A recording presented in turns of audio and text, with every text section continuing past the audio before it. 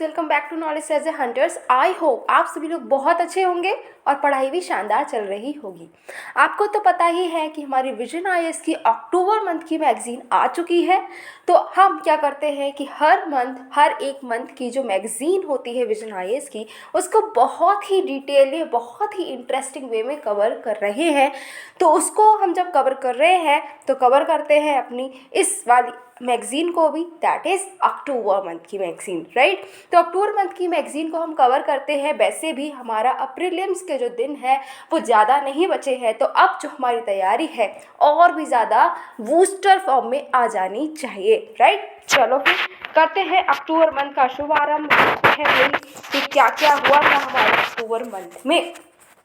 तो आज हम क्या करने वाले हैं, जैसा कि आपको पता ही है कि हम ये जो मैगज़ीन है, ऐसा नहीं है कि एक ही दिन में बैठ के पूरी मैगज़ीन को घोल के पी गए। नहीं, ऐसा तो पॉसिबल नहीं है कि हम इतनी सारी जो डिटेल्स हैं, पूरे एक महीने की डिटेल्स, वो एक दिन में घोल के पी जाएँ और याद भी रहें, राइट। पढ़ना मुश्किल नहीं है भाई, 124 लगभग पेजेस होते हैं, तो वो हम पढ़ तो सकते हैं, बट उसको रिटेन करना भी तो है। इसीलिए हम क्या करते हैं, इस मैगज़ीन को काफ़ी सिस्टमैटिक वे में पढ़ते हैं। हर एक जो हम टॉपिक देखते हैं, जो सब्जेक्ट वाइज इसमें टॉपिक्स दे रखे, जैसे पॉलिटी है, एनवायरनमेंट है, इंटरनेशनल रिलेशन है, तो हम क्या करते हैं कि एक पर्टिकुलर टॉपिक उठाते हैं। जैसे कि आज हम पॉलिटी पढ़ेंगे, तो पॉलिटी से रिलेटेड क्या क्या हुआ पिछले मंथ में, अक्टूबर में क्या क्या हुआ, उसको हम आज कवर करेंगे। फिर इंटरनेशनल रिलेशन कवर करेंगे, इकोनॉमी कवर करेंगे, ऐसे ही पार्ट बाय पार्ट हम पूरी मैगज़ीन को कवर करते हैं। चलो, तो आज हमारा जो टॉपिक है, आज हम क्या पढ़ने वाले हैं, आज हम देखने वाले हैं भाई पॉलिटी एंड गवर्नेंस को, कि जो पॉलिटी और गवर्नेंस से रिलेटेड पिछले महीने क्या क्या हुआ।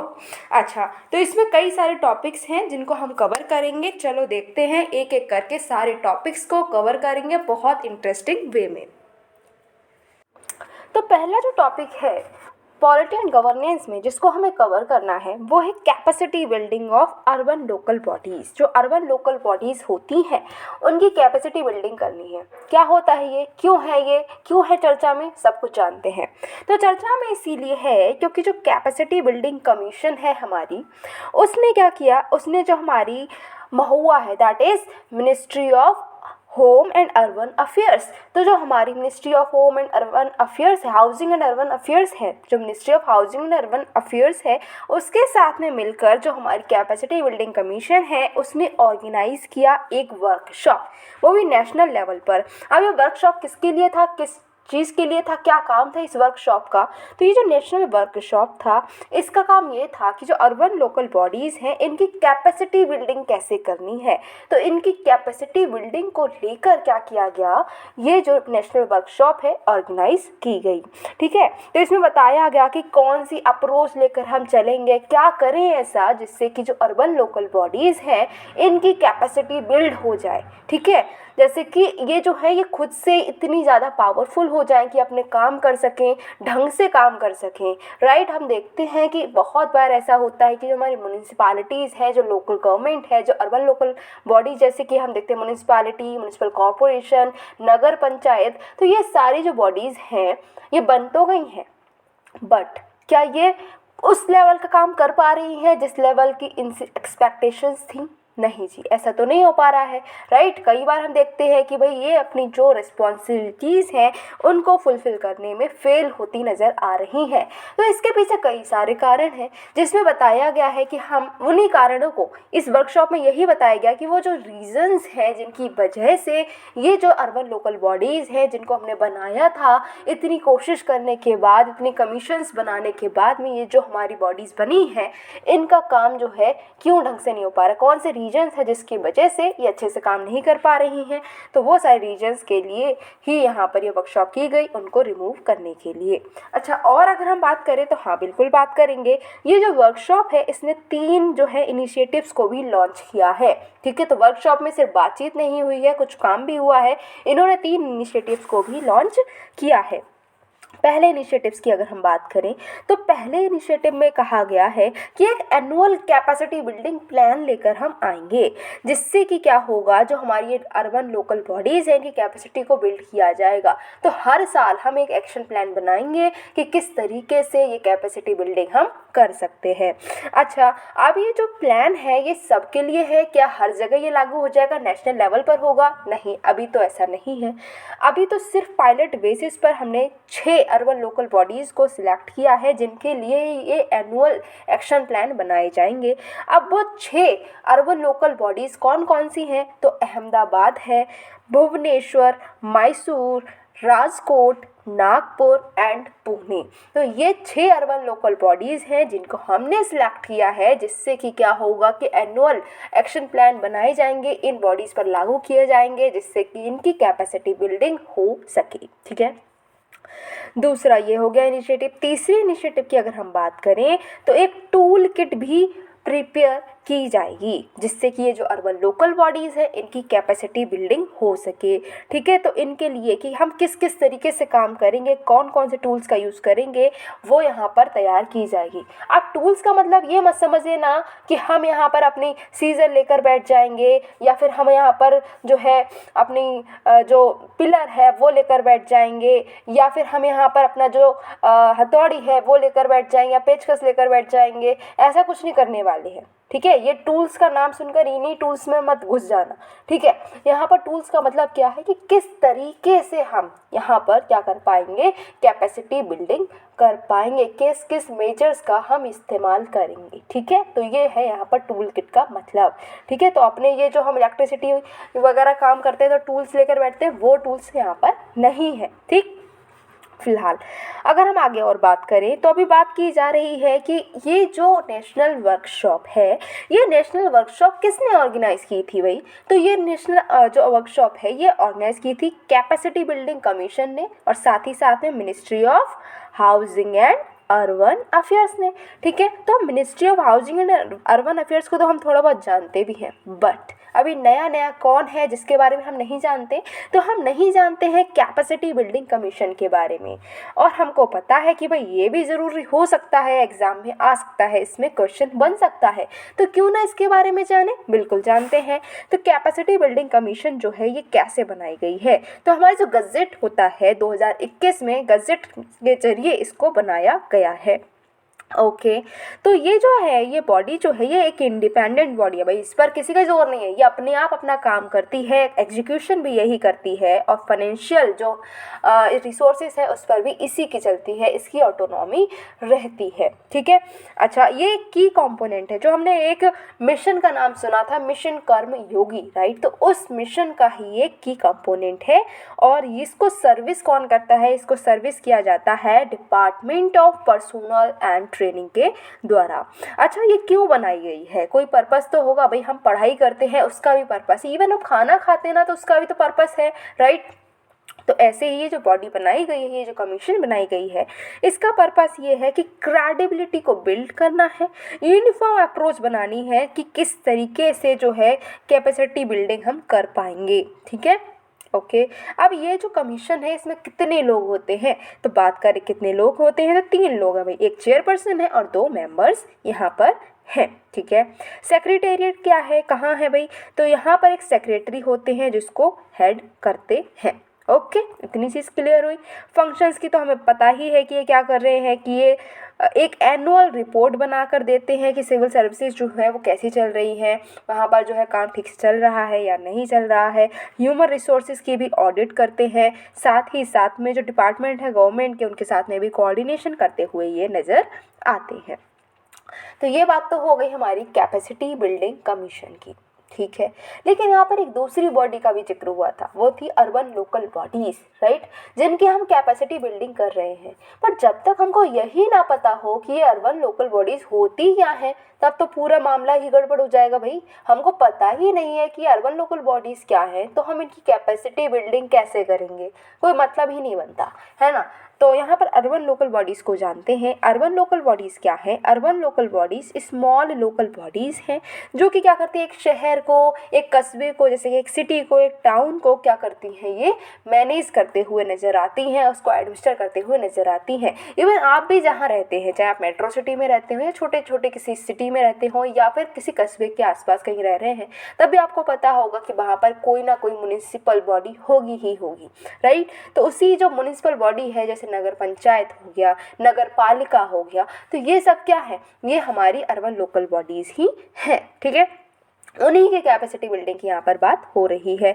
लोकल गवर्नमेंट जो है, लोकल गवर्नमेंट कौन सी एंट्री में आता है, कौन सी लिस्ट में आता है, हमें पता है शेड्यूल 7 जो है हमारे कॉन्स्टिट्यूशन में, जिसमें बताया गया है कि जो सब्जेक्ट्स हैं वो कैसे हैं, वो या तो हमारे क्या है, यूनियन लिस्ट में आ सकते हैं, स्टेट लिस्ट में आ सकते हैं, कंकरेंट लिस्ट में आ सकते हैं। तो लोकल गवर्नमेंट किसके अंडर आता है, तो बात करी जाए लोकल गवर्नमेंट की, तो लोकल गवर्नमेंट आता है स्टेट लिस्ट में, ठीक है। तो यानी कि इसका एडमिनिस्ट्रेशन हो गया या फिर इसकी रेगुलेशन हो गई, वो स्टेट्स के अंडर ही होती है और हर स्टेट के अपने अपने रूल्स हो सकते हैं और इसी वजह से इसका जो एडमिनिस्ट्रेशन है वो वेरी करता है अलग अलग स्टेट्स में, ठीक है। इतनी चीज़ क्लियर हुई। जो कॉन्स्टिट्यूशन का 74th अमेंडमेंट एक्ट है 1992 का, उसने जो है क्या किया, उसने कहा कि गवर्नमेंट का थर्ड टियर क्या है, अर्बन लोकल गवर्नमेंट्स ही है। इवन अगर आप बात करें तो हमारा जो 73rd अमेंडमेंट है वो भी काफ़ी इंपॉर्टेंट है, जो कि पंचायती राज की बात करता है, पंचायत की बात करता है। 73rd में गाँव का एडमिनिस्ट्रेशन कैसे होगा उसकी बात की जाती है लोकल लेवल पर, और 74th में क्या होता है, जो अर्बन एरियाज़ हैं उसको लोकल लेवल पर कैसे गवर्न करेंगे उसकी बात की जाती है। अब ये जो हमारा एक्ट है ये कहता है कि 3 तरीके की अर्बन लोकल बॉडीज़ हो सकती हैं, या तो नगर पंचायत हो सकती हैं, म्युनिसिपल काउंसिल्स हो सकती हैं या फिर म्युनिसिपल कॉरपोरेशंस भी हो सकती हैं। नगर पंचायत की बात करें तो वो ट्रांजिशनल एरिया में होती है, मतलब कि अभी हम उस एरिया को ये भी नहीं कह सकते कि भाई बहुत अच्छा ये शहर बन चुका है, बट हाँ हम ये भी नहीं कह सकते कि ये गाँव है, अभी वो गाँव से शहर की तरफ बढ़ रहा है, मतलब कि वो शहरीकरण उसका हो रहा है, हो नहीं पाया है, तो उस एरिया में क्या होता है, नगर पंचायत होती है। म्युनिसिपल काउंसिल जो है, छोटा सा कोई अगर अर्बन एरिया है तो वहाँ पर म्युनिसिपल काउंसिल होती है, बड़ा कोई अर्बन एरिया है तो वहाँ पर म्युनिसिपल कॉरपोरेशन होती है। अच्छा, आपके यहाँ पर क्या है, कमेंट बॉक्स में फटाफट बताओ कि नगर पालिका है, नगर पंचायत है, म्युनिसिपल काउंसिल है, म्युनिसिपल कॉरपोरेशन है, आखिर क्या है आपके यहाँ पर। अच्छा, ये जो है एक्ट वो क्या करता है, वो एम्पावर करता है स्टेट गवर्नमेंट्स को। स्टेट गवर्नमेंट्स को क्या पावर दी गई है कि वो कुछ फंक्शंस, कुछ अथॉरिटीज़, कुछ पावर जो है कि रेवेन्यू को कलेक्ट करना है इन बॉडीज़ से, वो इनको देता है, ठीक है। पीरियोडिक इलेक्शंस जो हैं वो भी यहाँ पर कंपलसरी करे गए हैं। होते हैं ना हमारे नगर पालिका के जो या फिर नगर पंचायत के क्या होते हैं, इलेक्शंस होते हैं, हम वोट डालने भी जाते हैं, राइट, हम जो है अपने मेंबर्स को जो है इलेक्ट भी करते हैं। तो यहाँ पर यही बात की गई है कि ये जो अर्बन लोकल बॉडीज़ हैं, तो पहले तो ये सारा जो रेवेन्यू कलेक्शन का जो काम था वो किसके हाथ में था, स्टेट गवर्नमेंट के। अब क्या हुआ, ये जो एक्ट आया इसने स्टेट गवर्नमेंट से कहा कि भाई ऐसा करो कि ये जो कुछ पावर्स है टैक्स को कलेक्ट करने की, वो ये अर्बन लोकल बॉडीज़ को भी दे दो, ठीक है। तो अर्बन लोकल बॉडीज़ क्या है, उनके पास भी पावर आ गई है कि वो कुछ ना कुछ टैक्स को कलेक्ट कर सकते हैं, और साथ ही साथ में यहाँ पर इलेक्शंस भी रेगुलरली होते, पीरियोडिक वे में होते हैं, ठीक है, और वो भी कंपलसरी है। अब ये काम क्या करती है, अर्बन लोकल बॉडीज़ क्या काम करती हैं, तो ये काम क्या करती हैं कि टाउन की प्लानिंग करती हैं, ठीक है। हम देखते हैं ना कि रोड पड़ रही है या फिर कहीं पर जो है कहीं पे सड़क टूट गई तो वहाँ पर भी ये जाएंगे, ठीक है। कहीं पे अगर हम देखते हैं कि जो नाली है वो बननी है तो भी ये काम करवाते हैं, ठीक है। कहीं पर अगर जो है जो भी हम देखते हैं ना, जो अपने टाउन में जो भी डेवलपमेंट होता है तो वो इसमें इनका ही हाथ होता है, ठीक है। साथ ही साथ में क्या होता है कि लैंड यूज़ को रेगुलेट करते हैं, बिल्डिंग्स को कंस्ट्रक्ट कराते हैं, रोड ब्रिजेस बनवाते हैं, जो पॉवर्टी एलिविएशन है वो भी ये करते हैं। होता है ना कि अगर कोई आपको काम है, जैसे कि अगर हम देखते हैं कि जैसे हमारी इलेक्ट्रिसिटी है, ठीक है, जो स्ट्रीट लाइट है, अगर वो ख़राब होगी तो हम कहाँ जाते हैं, हम यहाँ पर नगर पालिका नहीं जाते, हम कहाँ जा रहे हैं, जो इलेक्ट्रिसिटी बोर्ड हमारे यहाँ पर होता है वहाँ पर जाते हैं। और अगर वहाँ पर भी बात नहीं बनती तो हम नगर पालिका में जाकर शिकायत करते हैं कि हमारे यहाँ पर स्ट्रीट लाइट की ये कमी हो गई है, ये जो है ख़राब हो गई है, ये ठीक नहीं हो रही। तो वहाँ से ऑर्डर जाते हैं इलेक्ट्रिसिटी बोर्ड में, वहाँ से फिर यहाँ पर हमारे यहाँ पर ठीक हो जाती है। ऐसे ही कोई जो है, अगर हम देखते हैं कि कोई अगर रोड है वो गंदा पड़ा है, तभी हम जाकर बता सकते हैं कि यहाँ पर जो है सफाई नहीं हुई, तब भी वो हो जाता है, ठीक है, नगर पालिका से ही लोग आते हैं। तो इसका मतलब क्या है कि ये जो नगर पालिका या फिर जो म्यूनिसिपल कॉरपोरेशन है, ये सारी जो बॉडीज़ है, अर्बन लोकल बॉडीज़, ये क्या करती हैं, जो हमारा टाउन है उसका जो डे टू डे मैनेजमेंट है वो इनके हाथ में ही होता है, ठीक है। अच्छा जी, अब हम क्या देखेंगे, अब हम ये देख लेते हैं कि अर्बन लोकल बॉडीज़ हैं, ये बना दी गई 74th अमेंडमेंट एक्ट से, बहुत अच्छी बात है। इनको पावर भी दी गई कि टैक्स कलेक्ट कर लेंगे, ठीक है, लेकिन फिर भी इनकी कैपेसिटी बिल्डिंग की ज़रूरत क्यों पड़ गई, ठीक है, क्यों हमने पूरी कमीशन बैठाल कर क्या करा है कि हमने पूरी एक नेशनल लेवल पर वर्कशॉप ऑर्गेनाइज की कि कैसे कैपेसिटी बिल्डिंग हम करेंगे, क्या नीड थी। तो नीड की अगर हम बात करें तो पहली बात ये है कि जो रीजनल एस्पिरेशंस हैं उसको भी हमें डील करना है, जैसे इकोनॉमिक और सोशल डेवलपमेंट है वो हमको करनी है, ठीक है। हमारा जो एक पर्टिकुलर एरिया है, पर्टिकुलर जो हमारा टाउन है, पर्टिकुलर सिटी है, वहाँ पर क्या है कि कहीं पर हम देख रहे हैं बहुत डेवलपमेंट है, कहीं पर देख रहे हैं बहुत गरीबी है। तो हम क्या कर सकते हैं कि इसको मैनेज करना होगा, जो रीजनल डिस्पैरिटी देखने को मिल रही है उसको हमें ख़त्म करना है। जो एरिया डेवलप नहीं हो पाए हैं उनके डेवलपमेंट पर भी हमें फोकस करना है। इंडिया के जो अर्बन सेंटर्स हैं उनको हम कहते हैं कि ये ग्रोथ के इंजन है, कि जो अर्बन सेंटर हैं यहीं से ग्रोथ होगी हमारी इंडिया की। तो यहाँ पर क्या कहा जाए कि जो हमारी इंडिया की इकोनॉमिक ग्रोथ होती है वो 2/3 अर्बन एरियाज से ही होती है, इसीलिए इन अर्बन एरियाज़ को बहुत प्रॉपरली मैनेज करना बहुत ज़रूरी है। और वो कैसे होगा, जब हमारी अर्बन लोकल बॉडीज़ बहुत पावरफुल एंड केपेबल होंगी, ठीक है। इंडिया की जो अर्बन पॉपुलेशन है वो माना जा रहा है कि हम क्या करेंगे, 2050 तक ये जो अर्बन पॉपुलेशन है वो डबल हो जाएगी, ठीक है। अभी जितनी अर्बन पॉपुलेशन है उसकी डबल हो जाएगी 2050 तक। इसलिए ज़रूरी है कि अर्बन एरियाज़ को भी हमें प्रॉपरली मैनेज करना होगा। सक्सेसफुल और इफेक्टिव इम्प्लीमेंटेशन करना है। अगर हमें जो हमारी कई सारी स्कीम्स हैं जैसे कि स्मार्ट सिटी मिशन है, अमृत मिशन है, तो इनको अगर अच्छे से हमको क्या करना है, इनको अच्छे से इम्प्लीमेंट करना है, तो ज़रूरी होगा कि जो अर्बन लोकल बॉडीज़ हैं उनको भी प्रॉपरली हम मैनेज करें। साथ ही साथ में जो प्लानिंग प्रोसेस है और जो इंस्टीट्यूशनल रोल्स हैं कि किस तरीके से जो है ये प्लानिंग होगी, जो लोकल लेवल पर प्लान्स बन रहे हैं, स्टेट लेवल पर प्लान्स बन रहे हैं, इनको साथ में कोऑर्डिनेट करना है। इन सब काम के लिए भी ज़रूरी है कि अर्बन लोकल बॉडीज़ की कैपेसिटी बिल्डिंग की जाए। अब बात करते हैं कि क्या अभी तक कोई काम किया नहीं गया इस फील्ड में, क्या अभी तक कभी भी कोशिश की ही नहीं गई है कि अर्बन लोकल बॉडीज़ की कैपेसिटी बिल्डिंग हो सके। नहीं, ऐसा तो नहीं है, कई सारे मेजर्स ऑलरेडी ले जा चुके हैं, जैसे कि capacity building scheme for urban local bodies. तो एक स्कीम है कि जिससे कि अर्बन लोकल बॉडीज़ की कैपेसिटी बिल्डिंग की जाए। इसका एम यही है कि जो अर्बन लोकल गवर्नमेंट्स हैं उनकी हमें क्या करना है, कैपेसिटी बिल्डिंग करनी है, जिससे कि ये गवर्नेंस जो है वो अच्छी कर सके, फाइनेंशियल मैनेजमेंट भी इनका अच्छा हो सके। फिर वर्ल्ड बैंक ने भी हेल्प की है, मतलब कि world bank assisted capacity building for urban development project भी लेकर आया गया है, जिसमें बात यही है कि जो हम क्या करेंगे कि अर्बन लोकल बॉडीज़ की कैपेसिटी को बिल्ड करेंगे। वो अर्बन लोकल बॉडीज़ जहाँ पर इकोनॉमिक ग्रोथ की जो स्कोप है वो ज़्यादा है, तो वहाँ पर हम यहाँ पर क्या करेंगे, उनको उनकी कैपेसिटी बिल्डिंग बहुत ज़्यादा करेंगे। नेशनल अर्बन डिजिटल मिशन जो कि 2021 में लॉन्च किया गया है ministry of housing and urban affairs के द्वारा, ये फोकस करती है सिटीजन सेंट्रिक डिजिटल रिवॉल्यूशन की, ठीक है। इसका एम है कि हम डिजिटल इंफ्रास्ट्रक्चर बनाएं जो कि आपस में शेयर्ड होगा, ठीक है। 3 पिलर्स जो है उस पर यह वर्क किया जाएगा, that is people, process and platform, ठीक है।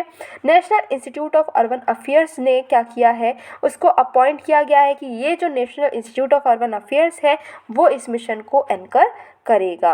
National institute of urban affairs की अगर हम बात करें तो 1976 में इस्टेब्लिश हुआ है। ये एक प्रीमियर इंस्टीट्यूट है जो कि रिसर्च करता है, ट्रेनिंग करता है और इंफॉर्मेशन को डिसेमिनेट भी करता है अर्बन डेवलपमेंट एंड मैनेजमेंट में। नेक्स्ट क्या काम किया गया है, तो next Jawaharlal Nehru national urban renewal mission भी हमने लॉन्च किया है, जो कि फोकस करता है कि अर्बन इंफ्रास्ट्रक्चर की इफ़िशियंसी जो है वो अच्छे से अच्छी बढ़ाई जा सके, जो सर्विस डिलीवरी मैकेनिज्म है इसको भी इम्प्रूव किया जा सके। नेक्स्ट जो स्टेप लिया गया है दैट इज़ म्युनिसिपल बॉन्ड्स। ठीक है, ये फाइनेंशियल इंस्ट्रूमेंट्स होते हैं जिसमें क्या होता है, म्युनिसिपल कॉरपोरेशंस जो है ये इशू कर सकती हैं और फंड्स को रेज कर सकती हैं। अब ये जो अर्बन लोकल बॉडीज़ हैं इनकी कैपेसिटी बिल्डिंग करनी है, बहुत काम भी हमने किए हैं, बहुत अच्छी बात। लेकिन क्या कोई चैलेंज नहीं है यहाँ? है, चैलेंज है। क्या चैलेंज है? पहले बात स्किल्स की कमी है। जो यहाँ पर लोग जो हैं इंगेज हुए हैं अर्बन अफेयर्स को मैनेज करने के लिए या फिर म्यूनिसिपल सर्विसेज को मैनेज करने के लिए, जो लोग इसमें जुटे हुए हैं उन लोगों में स्पेसिफिक स्किल्स की कमी देखने को मिलती है। जैसे कि उनको सोशियो इकोनॉमिक प्लानिंग का ज़्यादा आइडिया नहीं होता, sustainable urban planning, financial management, e governance, इसमें उनका एक्सपीरियंस इतना ज़्यादा नहीं होता है। नेक्स्ट है ट्रेनिंग करिकुला। तो जो कैपेसिटी गैप है म्यूनिसिपल एम्प्लॉइज़ में, जो हमारे नगर पालिका के जो कर्मचारी हैं, जो लोग हैं, जो ऑफिसर्स भी हैं इवन, तो उनकी भी अगर हम बात करें तो उनकी कैपेसिटी बिल्डिंग जो है हमें करनी होगी, क्योंकि उनको इतनी ज़्यादा ट्रेनिंग प्रोवाइड नहीं की गई है इस फील्ड में। ठीक है, फिर अवेयरनेस की अगर हम बात करते हैं तो अवेयरनेस की कमी देखने को मिलती है, लोगों का पार्टिसिपेशन भी कम ही देखने को मिलता है। सिटीजन और अर्बन लोकल बॉडीज़ है इनके बीच में कनेक्शन बहुत कम है, कम्युनिकेशन की कमी है। इस वजह से भी हम देखते हैं कि हमें कैपेसिटी बिल्डिंग करने में काफ़ी प्रॉब्लम्स देखने को मिलती हैं। नेक्स्ट है पार्शियल डिवोल्यूशन। क्या हो गया है कि जो 73rd एंड 74th में जो अमेंडमेंट हुआ था उसमें हमने कई सारी चीज़ें हमने क्या की हैं, कई सारे फंक्शंस जो है वो हमने अर्बन लोकल बॉडीज़ को दिए, लेकिन अभी भी एक कमी रह गई है, दैट इज़ फाइनेंशियल अथॉरिटी जो है वो हमने नहीं दी है अर्बन लोकल बॉडीज़ को, जिस वजह से इनकी कैपेसिटी बिल्डिंग बहुत मुश्किल हो गई है। इन्हें कई सारी प्रॉब्लम्स का सामना करना पड़ता है, जैसे कि ग्रांट्स जो है उसमें कमी देखने को मिलती है, उनको जो ग्रांट्स रिलीज़ होती हैं उसमें काफ़ी देरी होती है, फंड्स इनको नहीं मिल पाते, और जो टैक्स रेट है उसका भी रिवीजन काफ़ी टाइम बाद ही हो पाता है। अब हम यहाँ पर क्या कह सकते हैं कि कौन सी स्किल्स जो है ये अर्बन प्लानर्स को हम दे सकते हैं, तो अगर हम बात करें कि कौन कौन सी स्किल्स जो है वो हम दे सकते हैं, तो क्वांटिटेटिव एंड क्वालिटेटिव रिसर्च उनको सिखानी होगी, सर्वे और मैपिंग कैसे करी जाती है ये उनको समझाना होगा, पॉलिसी को कैसे डेवलप किया जाता है, कैसे डॉक्यूमेंटेशन हम कर सकते हैं, प्रोजेक्ट को स्ट्रक्चर कैसे करेंगे, क्रिटिकल थिंकिंग उनके अंदर डेवलप करने की ज़रूरत है, प्रॉब्लम सॉल्विंग एबिलिटी भी उनके अंदर होनी चाहिए, multidisciplinary awareness, strategic planning, financial modelling and many more. ये सारी जो स्किल्स हैं ये ज़रूरी है अर्बन प्लानर्स के अंदर होना, जो कि हम देखते हैं कि आजकल जो अर्बन प्लानर्स हैं उसमें ये स्किल्स जो हैं वो इतनी नहीं मिल रही हैं। क्या कर सकते हैं, तो कर यही सकते हैं कि ट्रेनिंग प्रोवाइड कर दो। ठीक है, क्वालिटी ट्रेनिंग जो है वो हमें प्रोवाइड करनी चाहिए, क्लासरूम बेस्ड ट्रेनिंग और साथ ही साथ में ऑन फील्ड ट्रेनिंग इन लोगों को प्रोवाइड करनी चाहिए, जो कि क्या करेंगे वो लोग जो अर्बन लोकल बॉडीज़ में काम कर रहे हैं या फिर जो हमारी अर्बन प्लानिंग है उसका पार्टिसिपेशन करते हैं। प्रोफेशनलिज्म जो है उसको डेवलप करने की ज़रूरत होगी, एक कार्डर सिस्टम बनाने की ज़रूरत है, स्पेसिफिक ट्रेनिंग देनी चाहिए जिससे कि स्ट्रॉन्ग और एफिशिएंट वर्कफोर्स हमारी म्युनिसिपल डिपार्टमेंट्स में बनकर तैयार हो सके। नेक्स्ट है अवेयरनेस को भी क्रिएट करना है, लोगों को समझाना है कि उनको एक्टिवली पार्टिसिपेट करना होगा इन अर्बन लोकल बॉडीज़ के अफेयर्स में। नेक्स्ट है फिस्कल डिसेंट्रलाइजेशन भी करने की ज़रूरत है। अर्बन जो बॉडीज़ हैं, अर्बन लोकल बॉडीज़ हैं, उनके पास में प्लान्स तो बहुत हैं बट उनको एग्जीक्यूट करने की अथॉरिटी भी है, लेकिन वो क्या कर सकते हैं, उसको एग्जीक्यूट करने के लिए जो पैसा चाहिए वो उनके पास में नहीं है, तो हमें कुछ ऐसा करना होगा जिससे उनके पास में भी पैसा रहे। ठीक है, ये रहा हमारा पहला टॉपिक। आई होप आपको समझ आया होगा, क्लियर हुआ होगा, और जो मैगजीन खोलते ही आपको नींद आ जाती है ना वो नहीं आई हुई होगी। अच्छा, अब सेकंड टॉपिक काफ़ी इंटरेस्टिंग और हमेशा चर्चा में रहने वाला टॉपिक है, that is criminalisation of politics. जो पॉलिटिक्स हमारी चल रही है उसका क्रिमिनलाइजेशन, मतलब ये कैसे हो गया? क्या हमारे पॉलिटिक्स ने कोई गन बंदूक बॉम्ब पकड़ लिए हैं क्या? कैसे क्रिमिनलाइजेशन हो गया? चलो जानते हैं। ऐसा तो कुछ नहीं हुआ है कि हमारी पॉलिटिक्स जो है, हमारी पॉलिटी की बुक है, उसने बॉम्ब पकड़ लिए हैं। नहीं नहीं, ऐसा कुछ नहीं हुआ है। हुआ क्या है देखो, ये न्यूज़ में इसलिए है, पहली बात तो ये समझो न्यूज़ में क्यों है। न्यूज़ में इसलिए है क्योंकि एक रिपोर्ट जो है वो रिलीज़ हो गई है। रिपोर्ट रिलीज हुई, क्या नाम है इस रिपोर्ट का बताओ? इस रिपोर्ट का नाम है analysis of sitting MPs from Lok Sabha and Rajya Sabha of India 2023। तो एक रिपोर्ट है जिसका लंबा सा नाम है और वो नाम है analysis of sitting MPs from Lok Sabha and Rajya Sabha of India 2023। तो इस रिपोर्ट के बारे में हम बात करेंगे जो कि अभी रिलीज़ हुई है। ये रिलीज़ किसने की है? तो ये रिलीज़ की गई है association for democratic reforms and national election watch.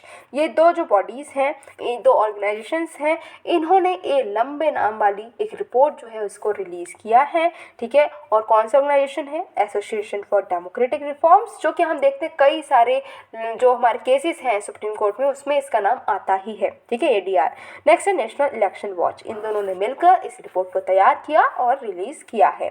अब रिपोर्ट आई है तो कुछ फाइंडिंग्स भी आई होंगी, जैसे कि हमारा रिपोर्ट कार्ड आता है तो उसमें भी तो फाइंडिंग्स आती है ना, 12th क्लास में या फिर 10th क्लास में या फिर जो हमारे स्कूल टाइम में जो भी रिपोर्ट कार्ड आता था उसमें तो कई सारी फाइंडिंग्स होती थी कि कितने दिन हम स्कूल गए, ठीक है, मैथ्स में कितने मार्क्स आए, साइंस में कितने मार्क्स आए, राइट। तो इस तरीके की फिर क्लास भी लग जाती थी, घर पे आके क्लास लगती थी। जब रिपोर्ट कार्ड आता था, जिसका रिपोर्ट कार्ड खराब आता था उसकी क्लासेस लगती थी, जिसका अच्छा आता था उसको घर पर भी काफ़ी ज़्यादा अच्छी पार्टी मिल जाती थी, है ना। तो ऐसे ही यहाँ पर देखते हैं कि इनको पार्टी मिलेगी या फिर इनकी क्लास लगेगी। तो भी क्लास ही लगने वाली है। क्यों? क्योंकि यहाँ पर क्या कहा गया है कि जो फाइंडिंग्स है वो कुछ ज़्यादा अच्छी नहीं है, तो जब अच्छी नहीं है तो क्लास ही लगनी चाहिए। जैसे कि बात करें जो सिटिंग MP हैं हमारे राज्यसभा एंड लोकसभा में, तो ऐसे MPs जो कि सिटिंग MPs हैं, मतलब अभी करंटली MP हैं और उनके ऊपर कोई क्रिमिनल केस चल रहा है, तो ऐसे MP जो कि क्रिमिनल केसेस के से डील कर रहे हैं अभी भी, तो उसमें कितने ऐसे MP हैं? तो अभी अगर हम बात करें तो 40% जो सिटिंग MP हैं उन्होंने कहा है कि उनके अगेंस्ट में क्रिमिनल केसेस हैं। समझ में आ रहा है? अगर मान लो 100 MP है ना, तो उसमें 40 तो ऐसे ही हैं जिनके ऊपर क्रिमिनल केसेस के चार्जेस हैं, राइट। तो ये क्रिमिनलाइजेशन ऑफ पॉलिटिक्स की बात ही तो है। अच्छा, अब ऐसे MP जिनके ऊपर सीरियस क्रिमिनल केसेस हैं, सिर्फ क्रिमिनल केसेस नहीं है बल्कि सीरियस क्रिमिनल केसेस है, तो यहाँ पर कहा गया कि 25% ऐसे MP हैं जो कि ऐसे MP हैं जिनके ऊपर सीरियस क्रिमिनल केसेस चल रहे हैं, जिसमें मर्डर के चार्जेस हैं, अटैम्प्ट टू मर्डर के चार्जेस हैं। मतलब ऐसे लोग जिनके ऊपर मर्डर के चार्जेस हैं, अटैम्प्ट टू मर्डर के चार्जेस हैं, वो लोग MP बनकर बैठे हैं, वो भी 1-2 नहीं, 25%, राइट। तो ये रिपोर्ट में आया है। नेक्स्ट है ऐसी स्टेट जहाँ पर बहुत सारे ऐसे MPs हैं जिन पर क्रिमिनल केसेस हैं, higher percentage of criminal cases वाले जो MP हैं वो कहाँ कहाँ हैं? तो यहाँ पर जो है लक्षद्वीप में सबसे ज़्यादा ऐसे MP हैं जिनके ऊपर क्रिमिनल केसेस हैं, फिर केरला है, नेक्स्ट है बिहार, फिर महाराष्ट्र। ठीक है, तो यहाँ पर ऐसे MP सबसे ज़्यादा हैं जिन पर क्रिमिनल केसेस के चार्जेस हैं। अच्छा, ADR की बात कर लेते हैं। हमने अभी देखा ही कि ADR काफ़ी फेमस रहता है सुप्रीम कोर्ट में। इसके कई सारे केसेस हैं जो इसने फाइल किए हैं और जिस पे कई सारे केस लॉज भी बने हैं, राइट। तो ADR की अगर हम बात करते हैं तो ये इस्टेब्लिश कब हुआ? ये इस्टेब्लिश हुआ है 1999 में। ठीक है, तो 1999 में ये इस्टेब्लिश हुआ है। किसने इस्टेब्लिश किया है? तो जो हमारे IIM अहमदाबाद है, यानी कि Indian institute of management Ahmedabad, उसके कुछ प्रोफेसर्स का ग्रुप था जिन्होंने मिलकर ये ADR को इस्टेब्लिश किया है, जिसका गोल है कि हमको क्या करना है कि डेमोक्रेसी जो है इसको स्ट्रॉन्ग करना है, गवर्नेंस को इम्प्रूव करना है। ठीक है, तो इलेक्टोरल एंड पॉलिटिकल रिफॉर्म्स में ये बॉडी काम करती हुई नज़र आती है। अगर ये क्रिमिनलाइजेशन ऑफ पॉलिटिक्स हो जाता है तो क्या कहा जाएगा? ये जो क्रिमिनलाइजेशन ऑफ पॉलिटिक्स अगर हो जाएगा तो इसका क्या इम्पैक्ट पड़ेगा? भाई हो रहा है तो होने दो। अगर जो हमारे MPs हैं उनके ऊपर क्रिमिनल चार्जेस तो होने दो ना, वो MP तो है, तो क्या फ़र्क पड़ता है? तो भाई अगर हम फ़र्क की बात करें ना तो फ़र्क बहुत पड़ता है, थोड़ा बहुत नहीं, बहुत ज़्यादा। क्या फ़र्क पड़ता है? तो यहाँ पर कहा गया है कि करप्शन और ट्रस्ट इरोजन हो जाएगा। लोगों को उन पर भरोसा कैसे होगा? भाई कोई MP है, कोई नेता सामने खड़ा है और हमें पता है कि ये नेता जो है ये मर्डर करके आया है, तो क्या हम उस पर ट्रस्ट करेंगे? बिल्कुल नहीं करेंगे। क्या हमें अपनी सरकार पर ट्रस्ट होगा? बिल्कुल नहीं होगा। क्या डेमोक्रेसी पर ट्रस्ट रहेगा? अरे नहीं, वो भी नहीं रहेगा, राइट। तो यही बात यहाँ पर कही गई है कि जो फ़र्क है बहुत ज़्यादा पड़ेगा कि करप्शन जो है वो आ जाएगा सिस्टम में, ठीक है। लोग कहेंगे अरे मर्डर कर दो, कोई टेंशन नहीं है, नेता तो बन ही जाएंगे। और जो इंसान मर्डर कर सकता है तो वो कौन से ऐसे काम है और कौन सी क्राइम है जो वो नहीं कर सकता? वो तो और क्राइम भी करने में उसे कोई झिझक नहीं होगी, वो करेगा। जो किसी को मर्डर कर सकता है भाई, वो क्या कर सकता है कि ब्राइबिंग कर सकता है, वो रिश्वत भी ले सकता है, ठीक है। वो क्या कर सकता है, जब मर्डर कर सकता है तो वो करप्शन करेगा, जो स्कीम्स है उसके फंड्स जो है वो अपने पास रख लेगा, ठीक है। तो जो धांधलेबाजी है वो भी चलती रहेगी। क्या करेगा, लोगों को धमकाएगा भी, वो जो है करप्शन भी। इस वजह से क्या होगा, करप्शन आ जाएगा सिस्टम में, ठीक है। तो ये बात है। तो ये जो करप्शन है वो कब आ जाता है सिस्टम में? करप्शन सिस्टम में तब आ जाता है जब पॉलिटिक्स हमारी जो है उसमें क्रिमिनल्स आ जाते हैं, ठीक है। अब कोई मर्डर करके आया है तो उसको हम क्रिमिनल ही तो बोलेंगे, और कोई क्रिमिनल है वो अगर नेता बन के बैठ जाएगा तो पॉलिटिक्स में क्रिमिनलाइजेशन हो जाएगा। ये बात यहाँ पर कही गई है। इंडिया की रैंक की अगर हम बात करें तो करप्शन परसेप्शन इंडेक्स जो 2022 में आया, उसमें इंडिया की रैंक क्या है, 180 में से 85वीं, ठीक है। 85th रैंक जो है इंडिया की आई है करप्शन के मामले में, कि जो करप्शन है वो इंडिया में बहुत ज़्यादा है, ठीक है। और ये जो करप्शन परसेप्शन इंडेक्स है ये रिलीज़ करता है ट्रांसपेरेंसी इंटरनेशनल, ठीक है। फिर बात करें तो जब क्रिमिनल बैकग्राउंड्स वाले पॉलिटिशियंस जो हैं वो पब्लिक ऑफिस को होल्ड करते हैं तो लोगों का ट्रस्ट नहीं रहता, ठीक है। अब सपोज़ करो कि हमारे कोई एमपी हैं, वो उन्होंने अगर मान लो कोई मर्डर करा है तो हम क्या उनके पास जाएंगे कि भाई हमारे ये काम कर दो? हमें पता है वो इंसान नहीं करेगा। जब वो मर्डर कर सकता तो उसके अंदर जो है ऐसी भावना होगी ही नहीं कि वो लोगों की मदद करे, ठीक है। तो इस तरीके से लोगों का ट्रस्ट जो है वो भी यहाँ पर इरोड होता हुआ नज़र आता है। फिर पॉलिटिकल पार्टीज़ का भी क्रिमिनलाइजेशन हो जाएगा। क्यों? क्योंकि क्रिमिनल एलिमेंट्स जो हैं उनको वो क्या करेंगे, वो पॉलिटिकल पार्टीज़ के ऊपर अपना कंट्रोल जमा लेंगे और अपने फ़ायदे के लिए उस पार्टी का यूज़ करेंगे, ठीक है। नेक्स्ट है कि जो हमारे इन्वेस्टिगेशन एजेंसीज़ हैं उनके काम में भी ये अड़चन डालते हैं। जैसे कि अगर हम बात करें क्रिमिनल पॉलिटिशियन का जो नेक्सस है, इससे जो हमारी एजेंसीज़ हैं जो कि इन्वेस्टिगेशन करती हैं उनके काम पर भी अफेक्ट होता है। जैसे सीबीआई की बात करें तो सुप्रीम कोर्ट ने 2017 में सीबीआई को क्या बोल दिया था, ये केस्ड पैरट, मतलब कि ऐसा पैरट है जो कि पिंजरे में बंद है। मतलब कि क्या कहना यहाँ पर चाह रहे हैं, मुद्दा काफ़ी सीरियस है।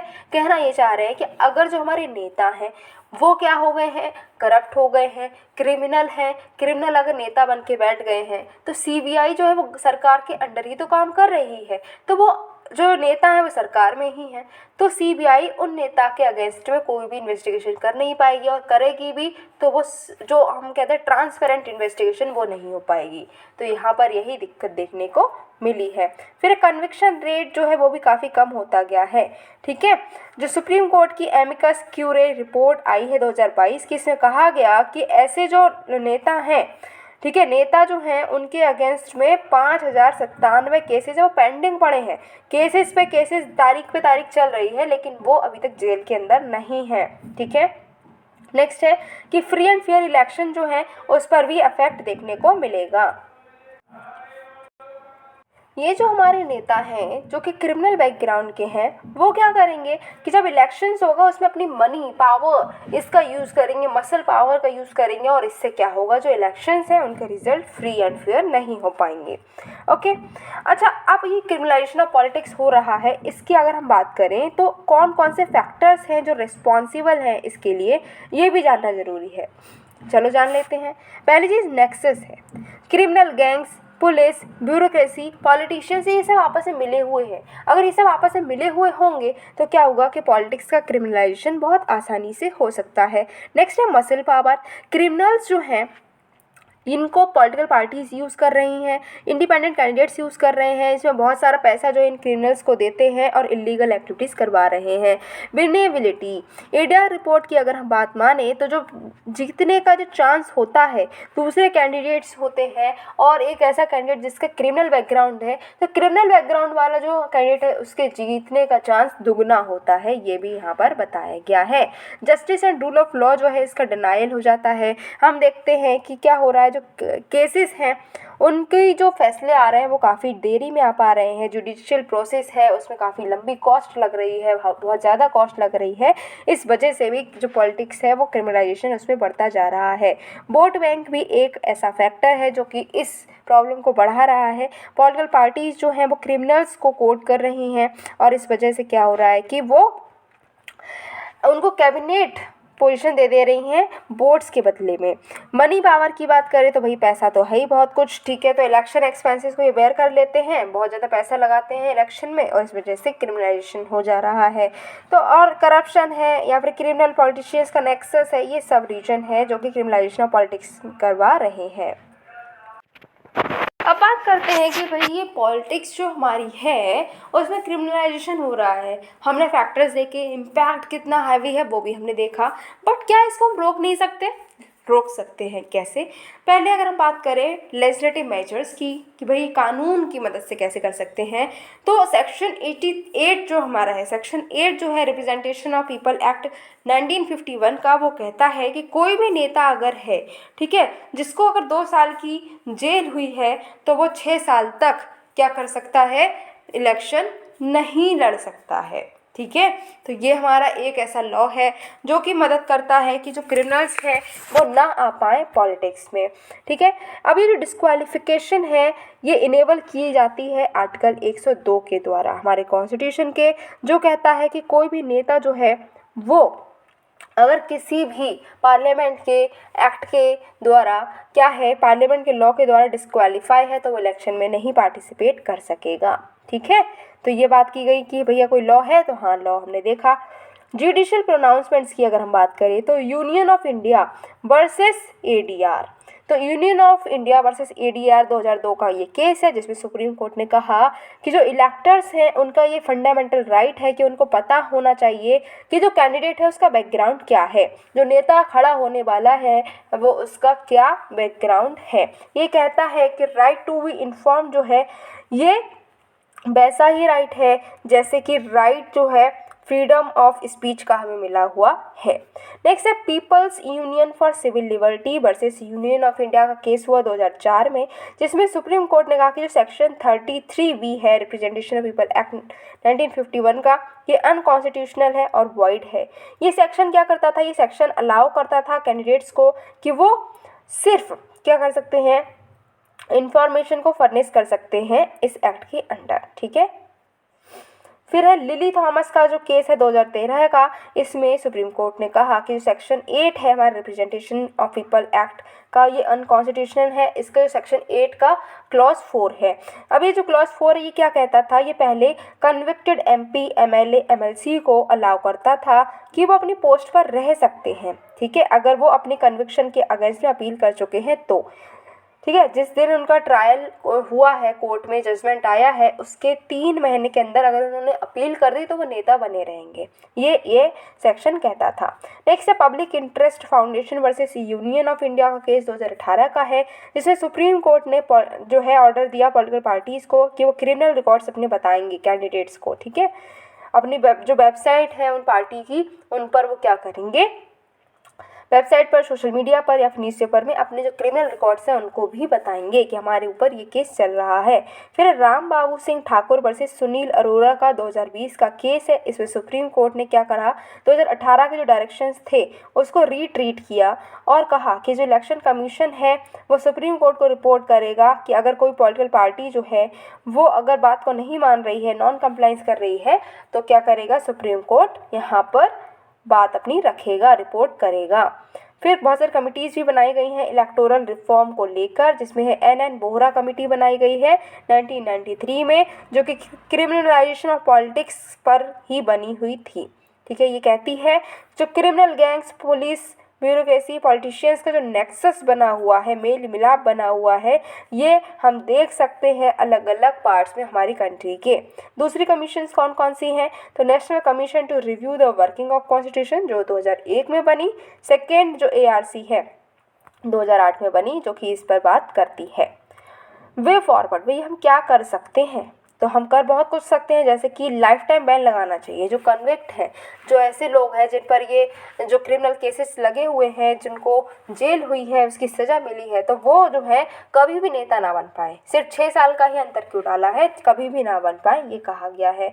फिर हाइब्रिड इलेक्टोरल सिस्टम होना चाहिए। 170th लॉ कमीशन की जो रिपोर्ट आई थी हाइब्रिड सिस्टम पर, इसमें कहा गया कि 75% जो है वो तो फर्स्ट पास्ट द पोस्ट से होने चाहिए और 25% जो इलेक्शन है वो प्रोपोर्शनल सिस्टम से होने चाहिए। नेक्स्ट है कि फॉल्स एफिडेविट जो है, अगर उनको फाइल किया जाता है, जो लोग अपने फॉल्स एफिडेविट लगा रहे हैं, उनको पनिशमेंट मिलनी चाहिए। ठीक है, इसमें कहा गया है कि पनिशमेंट कितनी होगी, लगभग 2 साल की जेल होनी चाहिए और डिस्क्वालिफिकेशन भी होना चाहिए।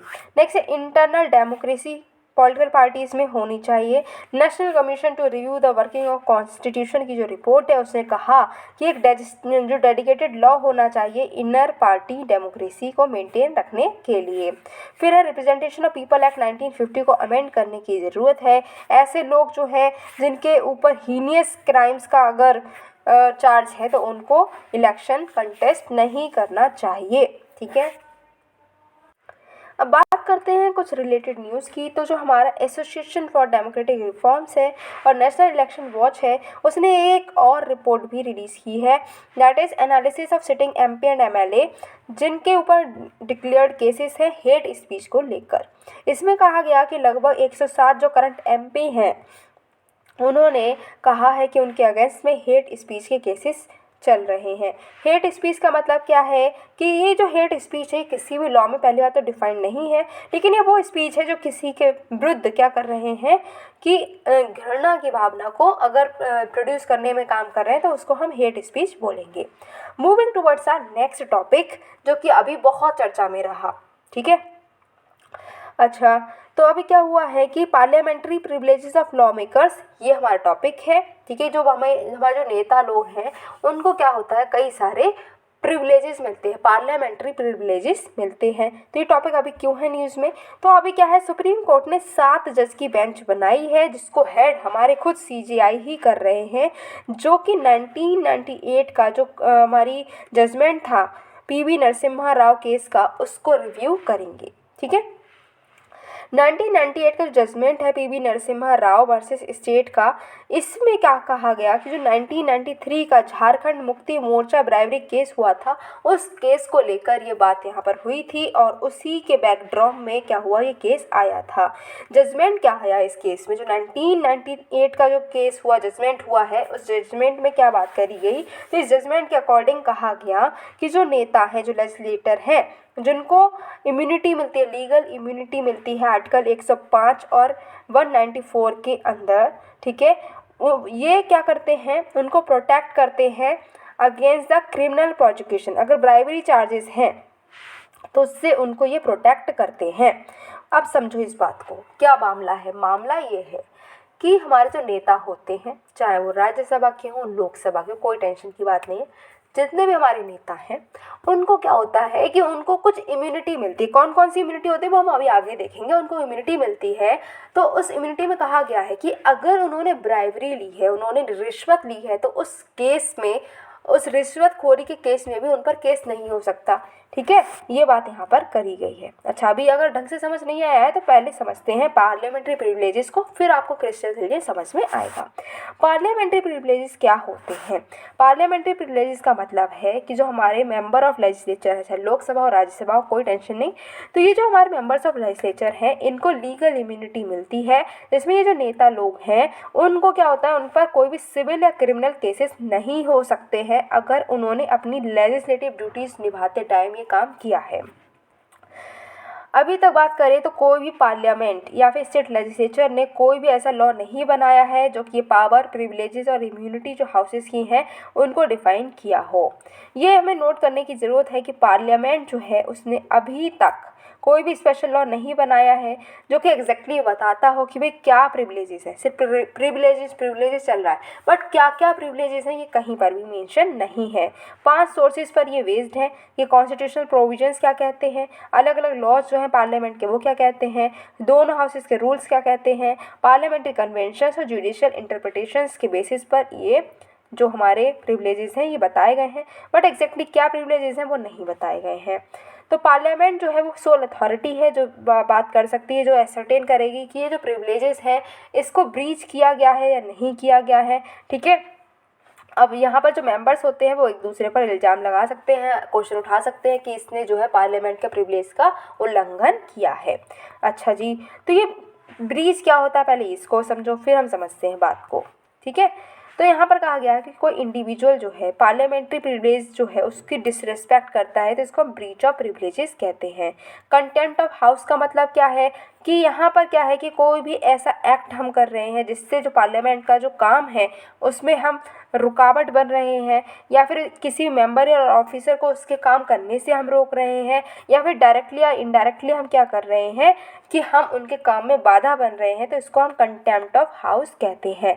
अगर पार्लियामेंट्री जो प्रिविलेजेस है उसका ब्रीच होता है या फिर कंटेम्प्ट ऑफ हाउस करा जाता है तो पनिशमेंट क्या होगी, तो यहाँ पर या तो रेप्रिमांडेड हो सकता है, या फिर वार्निंग दी जा सकती है, या फिर हम उनको जेल भी भेज सकते हैं। ठीक है, अब ये जो पीरियड है जिस काम के लिए जिस टाइम के लिए ये जो ऑफेंस किया गया है वहाँ पर क्या कहा गया कि जो ड्यूरेशन है सेशन का उस टाइम तक ही लिमिटेड रहेगा। जैसे कि हम बात करें कि अगर किसी ने क्या किया है, कंटेम्प्ट ऑफ कोर्ट किया है, किसी ने क्या किया है, कोर्ट की कार्यवाही को रोका है, तो हम क्या करते हैं कि हम देखते हैं कि कई सारे जो हमारे एमपी होते हैं उनको सस्पेंड कर दिया जाता है। तो क्या वो हमेशा सस्पेंड ही रहेंगे, अब वो कभी जाएंगे ही नहीं अपने जो राज्यसभा या फिर लोकसभा वहाँ कभी नहीं जाएंगे? नहीं, ऐसा नहीं होता।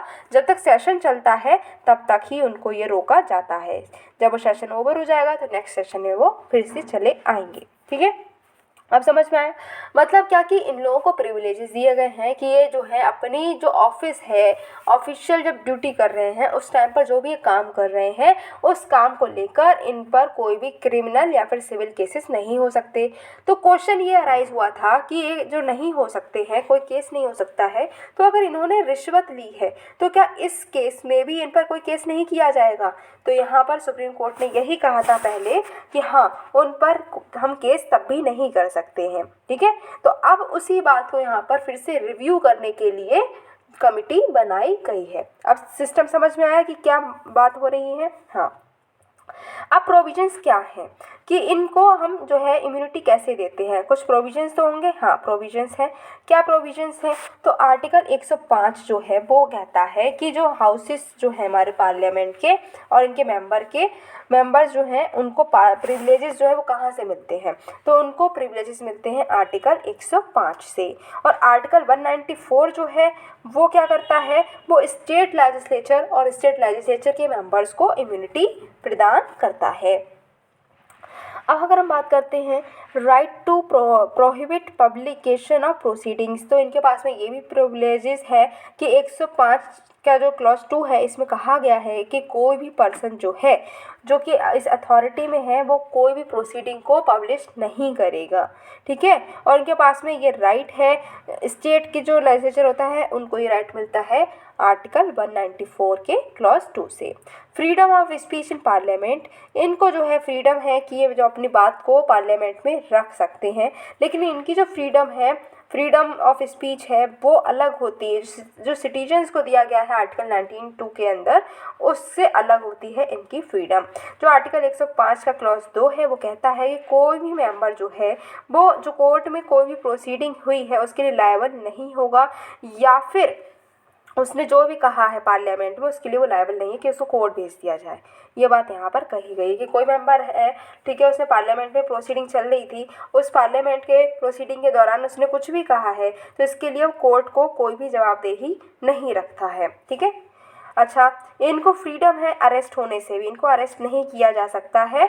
ठीक है, तो अगर कोड ऑफ सिविल प्रोसीजर है इसमें कहा गया है कि मेंबर जो है इसको फ्रीडम मिलती है कि जो सेशन चल रहा है तो इससे 40 दिन पहले और 40 दिन बाद तक इनको अरेस्ट नहीं किया जा सकता है। फिर है privileges based on rules of procedure and president, तो यहाँ पर पार्लियामेंट जो है उसने राइट को रिजर्व किया है जो कि इमीडिएट इन्फॉर्मेशन, अगर उनको अरेस्ट है, डिटेंशन है, कन्विक्शन है, इम्प्रिजनमेंट है, किसी भी मेंबर को क्रिमिनल चार्ज पर अगर अरेस्ट किया जाता है, कन्विक्ट किया जाता है, डिटेन कर दिया जाता है तो सारी इन्फॉर्मेशन पार्लियामेंट तक पहुंचानी होगी। फिर राइट टू एक्सक्लूड स्ट्रेंजर, इनके पास में ये भी राइट है कि जो ऐसे स्ट्रेंजर जो कि मेंबर नहीं है हाउस के, तो उनको प्रोसीडिंग से बाहर रखा जा सकता है। अब राशनल क्या है, ये इनको पार्लियामेंट्री प्रिविलेजेस आखिर मिले ही क्यों हैं, बात ये है। तो ये प्रिविलेजेस इसलिए मिले हैं क्योंकि जो हमारे नेता हैं उनको लीगल कॉन्सिक्वेंसेस का डर ना रहे, बिना डर के वो अपनी बात को सामने रख सकें। लेजिस्लेचर की अथॉरिटी और डिग्निटी को मेंटेन भी किया जा सके और पार्लियामेंट्री सेशन में उनकी अटेंडेंस भी हो सके। नेक्स्ट है कि अपने फंक्शन को वो इंडिपेंडेंटली कैरी आउट कर सके बिना किसी इंटरफेरेंस के। इसके लिए चाहिए होता है कि ये प्रिविलेजेस उनको दिए जाएं जो कि मिले हुए हैं, लेकिन आजकल इन प्रिविलेजेस का गलत इस्तेमाल हो रहा है, ब्रीचेस हो रहे हैं, जिससे केसेस सामने आ रहे हैं। अब बात की जाए तो need for reform of parliamentary privileges, ये जो पार्लियामेंट्री प्रिविलेजेस हैं इनको रिफॉर्म करने की अभी ज़रूरत है। क्या क्या रिफॉर्म करने की ज़रूरत है, तो एप्लीकेबिलिटी, यहाँ पर कहा गया है कि जो हमारे स्कोप है और लिमिटेशन है पार्लियामेंट्री प्रिविलेजेस का, उनको अभी असरटेन करने की ज़रूरत है। कुछ केसेस में ये क्या करते हैं, सिविल केसेस जो हैं उनको भी उन सिविल केसेस में भी लॉ मेकर्स को शील्ड कर लेते हैं, उनको बचा लेते हैं। ठीक है, जब हाउस सेशन में है तो उनके अगेंस्ट में सिविल केसेस भी नहीं हो सकते हैं। ठीक है, तो ये जो है थोड़ा सा हमें असरटेन करने की ज़रूरत है। मिसयूज़ होता हुआ नज़र आ रहा है, जो एमपी हैं, जो हमारे एमएलए हैं, वो इसको मिसयूज़ भी कर रहे हैं और जो सिटीजन्स हैं उनके फंडामेंटल राइट्स का वायलेशन होता हुआ नज़र आ रहा है।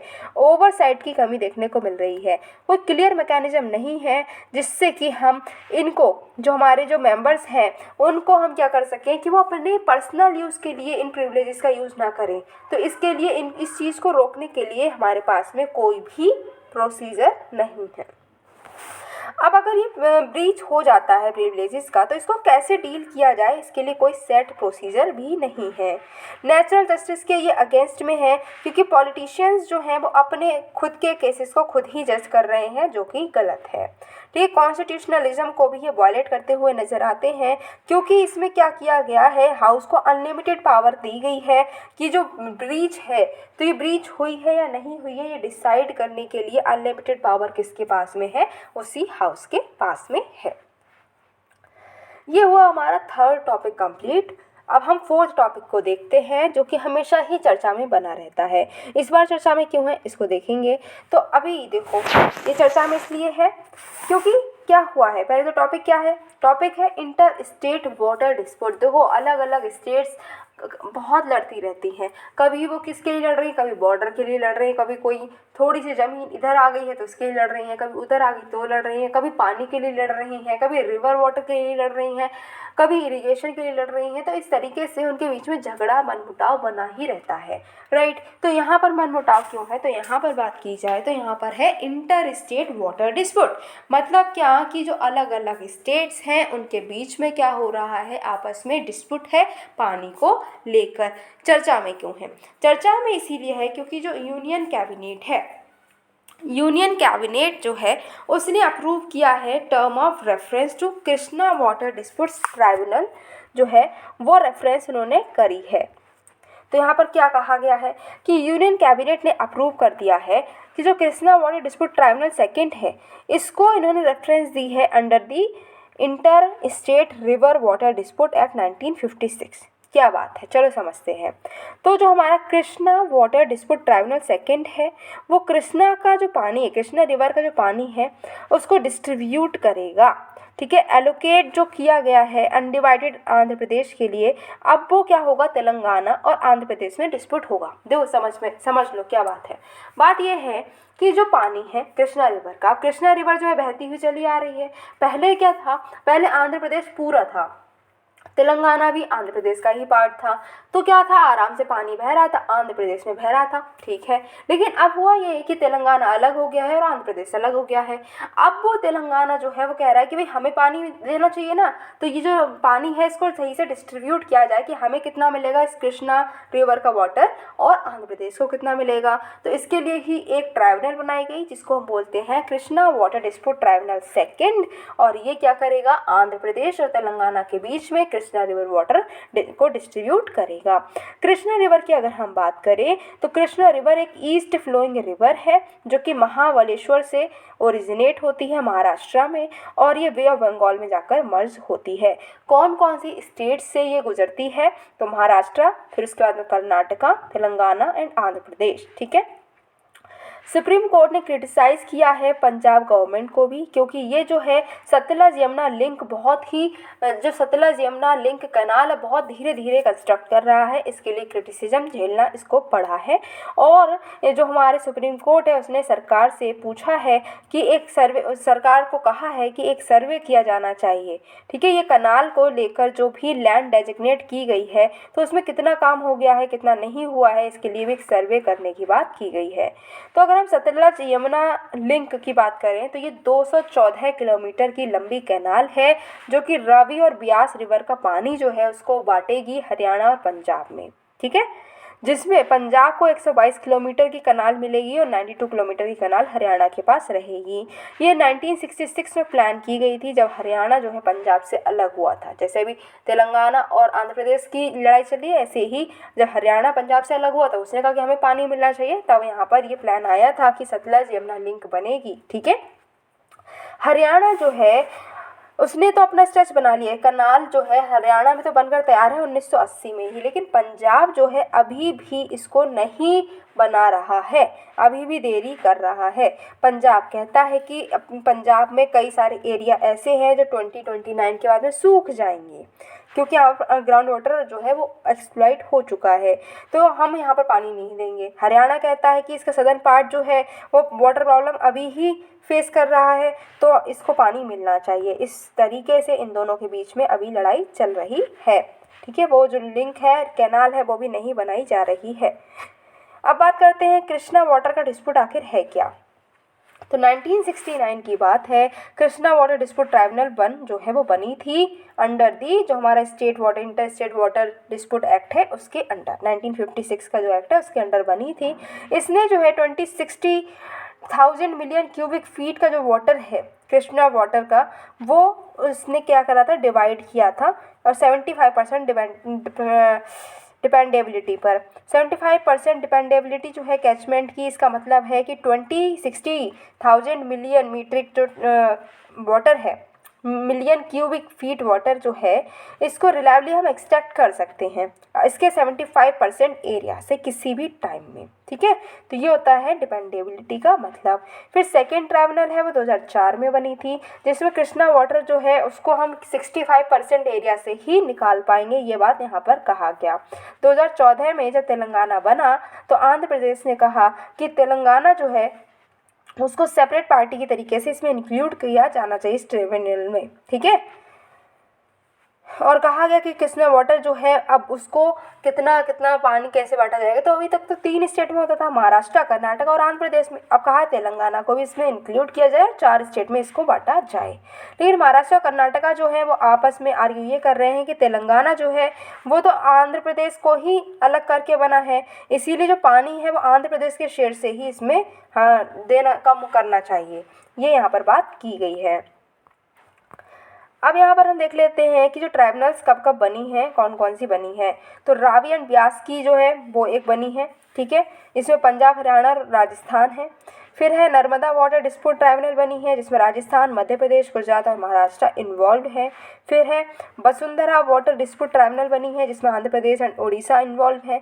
गोदावरी वाटर डिस्प्यूट ट्राइब्यूनल बनी है जिसमें महाराष्ट्र, आंध्र प्रदेश, कर्नाटका, मध्य प्रदेश और उड़ीसा इन्वॉल्व है। महादई वाटर डिस्प्यूट ट्राइब्यूनल बनी है जिसमें गोवा, कर्नाटका, महाराष्ट्र लड़ते हुए नजर आ रहे हैं।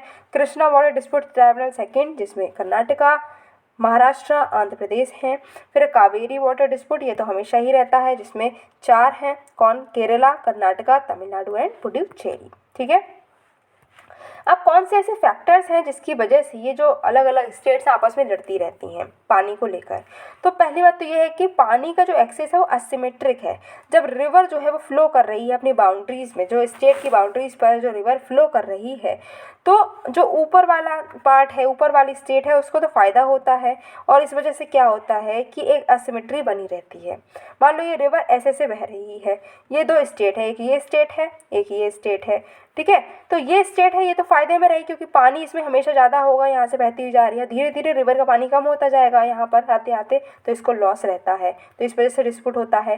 नेक्स्ट है, पानी की डिमांड बहुत बढ़ गई है, ठीक है। कहा जा रहा है कि जो डिमांड है वो 22% से 2025 में तक बढ़ जाएगी और 2050 आते आते पानी की डिमांड 32% से बढ़ जाएगी। अब ये डिमांड बढ़ रही है, इसलिए जो पानी के रिजर्व तो लिमिटेड है, डिमांड बढ़ती जा रही है। इस वजह से क्या हो रहा है कि दिक्कतों का सामना करना पड़ रहा है। नेक्स्ट है कि पानी जो है उसको कितना यूज़ करना है, इसके जो राइट्स हैं उस पर क्लैरिटी नहीं है। शेड्यूल 7 जो है इंडियन कॉन्स्टिट्यूशन का, उसमें कहा गया है कि पानी को यूज़ करने की पावर जो है, स्टोरेज करने के लिए इलेक्ट्रिसिटी या इरीगेशन को, अगर हमें पानी जो है स्टोर करना है किस पर्पज़ के लिए कि हम इलेक्ट्रिसिटी बनाएंगे, इरीगेशन करेंगे, तो वो तो स्टेट लिस्ट में है और इंटर स्टेट पानी है वो यूनियन लिस्ट में। इस वजह से कन्फ्यूजन रहती है। फिर है इंटीग्रेटेड अप्रोच जो है वो नहीं है, ठीक है। सोशल, इकोलॉजिकल, कल्चरल प्रोसेसेस जो है पानी से एसोसिएटेड, उसको यहाँ पर इग्नोर किया जा रहा है। और इशू ये है कि राइस और वीट जो है उसको हम एमएसपी दे रहे हैं, बहुत सारे जो फार्मर है वो इसको ही ग्रो करते हैं, इसमें पानी ज़्यादा लगता है, पानी की डिमांड ज़्यादा बढ़ गई है, इस वजह से लड़ाई झगड़ा बढ़ गया है। अब अगर इंटर स्टेट डिस्प्यूट हो भी जाता है तो हम इसको कैसे सॉल्व करेंगे? मैकेनिज्म क्या है? मैकेनिज्म ये है कि 7 शेड्यूल जो है कॉन्स्टिट्यूशन का, उसके अंदर अगर बात करें तो जो एंट्री 17 है स्टेट लिस्ट की, वो कहती है पानी, ठीक है, यानी कि पानी की supply, irrigation, canal, drainage, embankment, water storage या वाटर पावर के लिए है, वो किस में आएगी? यूनियन लिस्ट में आएगी। वहीं पर जो हमारी एंट्री 56 है वो कहती है कि जो रेगुलेशन है इंटर स्टेट वाटर का, रिवर वैली का, वो क्या होगा? वो जो है हमारा किस में जाएगा? यूनियन के कंट्रोल में जाएगा। तो ज़्यादातर तो यूनियन के कंट्रोल में ही है। फिर आर्टिकल 262 कहता है कि कोई भी डिस्प्यूट जो है उसका एडजुडिकेशन जो है पानी को लेकर, उसमें सिर्फ और सिर्फ पार्लियामेंट के लॉ ही इसमें काम आएंगे, इसमें सुप्रीम कोर्ट एंट्री नहीं करेगा। इसके लिए 2 एक्ट बनाए गए हैं, एक inter state water dispute act है 1956 का, एक रिवर बोर्ड एक्ट भी बनाया गया है। नेक्स्ट है नेशनल वाटर पॉलिसी 2012 की, जो कहती है कि जो वाटर डिस्प्यूट है उसमें इनइक्वालिटी है, स्कार्सिटी है, ये सब जो मुद्दे हैं उसको ये पॉलिसी देखती है। नेक्स्ट है चैलेंजेस जो कि इंटर स्टेट वाटर डिस्प्यूट से को रिजॉल्व करने में सामने आते हैं, जैसे कि रिजोल्यूशन जो है वो बहुत टाइम बाद आ पाता है, ठीक है। लड़ाई झगड़ा चलते चलते 10-11 साल हो गए हैं और उसके बाद में कहीं पर एक डिसीजन आ रहा है, तो ये दिक्कत देखने को मिलती है। नेक्स्ट है एम्बिग्यूटी। आर्टिकल 262 जो है वो सुप्रीम कोर्ट को रोकता है कि वो इंटर स्टेट जो वाटर डिस्प्यूट है उसमें सुप्रीम कोर्ट एंटर नहीं कर सकता, इस वजह से एम्बिग्यूटी रहती है। और आर्टिकल 136 कहता है कि सुप्रीम कोर्ट अपील्स को सुन सकती है, अगर ट्राइब्यूनल के ऑर्डर के अगेंस्ट में अपील है तो वो सुनेगी। और इसमें पहले कहा गया कि वो सुप्रीम कोर्ट जो है वो इसमें वाटर डिस्प्यूट में जाएगा नहीं, तो इस वजह से एम्बिग्यूटी रहती है। डिस्प्यूट के पॉलिटिसाइजेशन हो रहा है, लोग जो है ये पानी को लेकर, पानी के डिस्प्यूट को लेकर वोट बैंक खेल रहे हैं, ठीक है। फिर है कि मल्टी डिसिप्लिनरी अप्रोच नहीं रहती है, ठीक है, जैसे कि यहाँ पर जो है ट्राइब्यूनल्स हैं उसमें सिर्फ जुडिशरी के ही लोग रहते हैं, इस वजह से स्पेशलिस्ट, इकोलॉजिस्ट ये सब नहीं हो पाते और इस वजह से दिक्कतों का सामना करना पड़ता है। क्या कर सकते हैं? तो कोऑपरेशन को बनाएं, ठीक है, बेसिन अप्रोच को लेकर आएँ, बेसिन जो है उसको बैलेंस करते हुए रखें, मल्टी डिसिप्लिनरी अप्रोच लेकर आएँ, वाटर पॉलिसी जो है उसको इम्प्रूव करने की ज़रूरत है। नेक्स्ट टॉपिक की अगर हम बात करें तो नेक्स्ट टॉपिक है role of technology in public services delivery. तो टेक्नोलॉजी का कैसे हम यूज़ कर रहे हैं लोगों तक सर्विसेज को पहुंचाने के लिए। चर्चा में क्यों है? क्योंकि जो हमारे कैग हैं उन्होंने एम्फेसाइज किया है कि हमें आईटी सिस्टम का यूज़ और बढ़ाना चाहिए, टेक्नोलॉजीज़ का ज़्यादा से ज़्यादा यूज़ करना चाहिए, जिससे कि जो सर्विसेज हैं वो सिटीजन तक अच्छे से पहुँच जाएँ। टेक्नोलॉजी जो है इसको हम कैसे लिंक कर सकते हैं, कैसे पब्लिक सर्विस डिलीवरी को और अच्छा कर सकते हैं। तो यहाँ पर कहा गया डिजिटल गवर्नमेंट सर्विसेज, जिसको हम ई गवर्नमेंट भी बोलते हैं, इसको डिफाइन किया गया कि सर्विस डिलीवरी जो है वो सरकार जो है और पब्लिक के बीच में एक टेक्नोलॉजी होना चाहिए जिससे कि डिजिटल सर्विसेज को हम पहुंचा सकें। ट्रेडिशनली जो सरकार है वो इन पर्सन ही सर्विसेज देती है। अब डिजिटल सर्विसेज से क्या होगा, सरकार जो है इंफॉर्मेशन और सर्विसेज सिटीजन को किसी भी समय दे सकती है, कहीं पर भी दे सकती है, किसी भी प्लेटफॉर्म पर ये दे सकती है। तो ये यहाँ पर बात की गई है। अलग अलग तरीके के टूल्स हम यूज़ कर रहे हैं, अलग अलग तरीके के ऐप्स यूज़ कर रहे हैं रूरल पुअर के लिए। अगर हम बात करते हैं poverty, hunger, health care, education को लेकर, तो यहाँ पर क्या कहा गया है कि अगर इम्प्रूव्ड गवर्नेंस कर दी गई है सोशल सर्विस, जैसे हेल्थ में हम देखते हैं या फिर एजुकेशन में देखते हैं, तो हम अगर टेक्नोलॉजी का यूज़ करते हैं, अगर हम इसमें यूज़ करेंगे हेल्थ में, एजुकेशन में टेक्नोलॉजी का यूज़ कर रहे हैं, तो काफ़ी अच्छी सर्विसेज हम बहुत ही जल्दी पहुंचा सकते हैं, राइट। एजुकेशन की बात करें तो अगर हम बात करें इन पर्सन, अगर स्कूल की बात करें, सरकारी स्कूल जो हम कहते हैं ना, तो वहाँ पर क्या हो रहा है कि कभी टीचर है, कभी स्टूडेंट्स नहीं है। लेकिन अगर यही चीज़ हमने ऑनलाइन पढ़ाना शुरू कर दिया फ्री ऑफ कॉस्ट सरकार के द्वारा, तो बहुत सारे बच्चे उसको अटेंड कर पाएंगे, जो स्कूल नहीं जा पा रहे हैं वो उसको अटेंड कर पाएंगे। इस तरीके से अच्छी क्वालिटी हम सर्विसेज दे पाएंगे।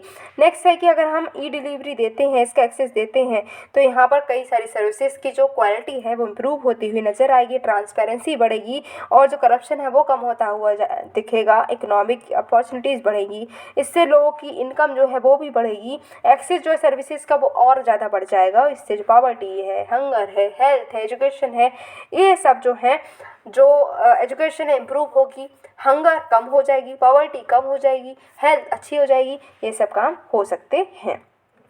अब टेक्नोलॉजी को अगर हम यूज़ करते हैं सर्विस डिलीवरी में, तो इससे लोगों का पैसा और समय भी बचता है।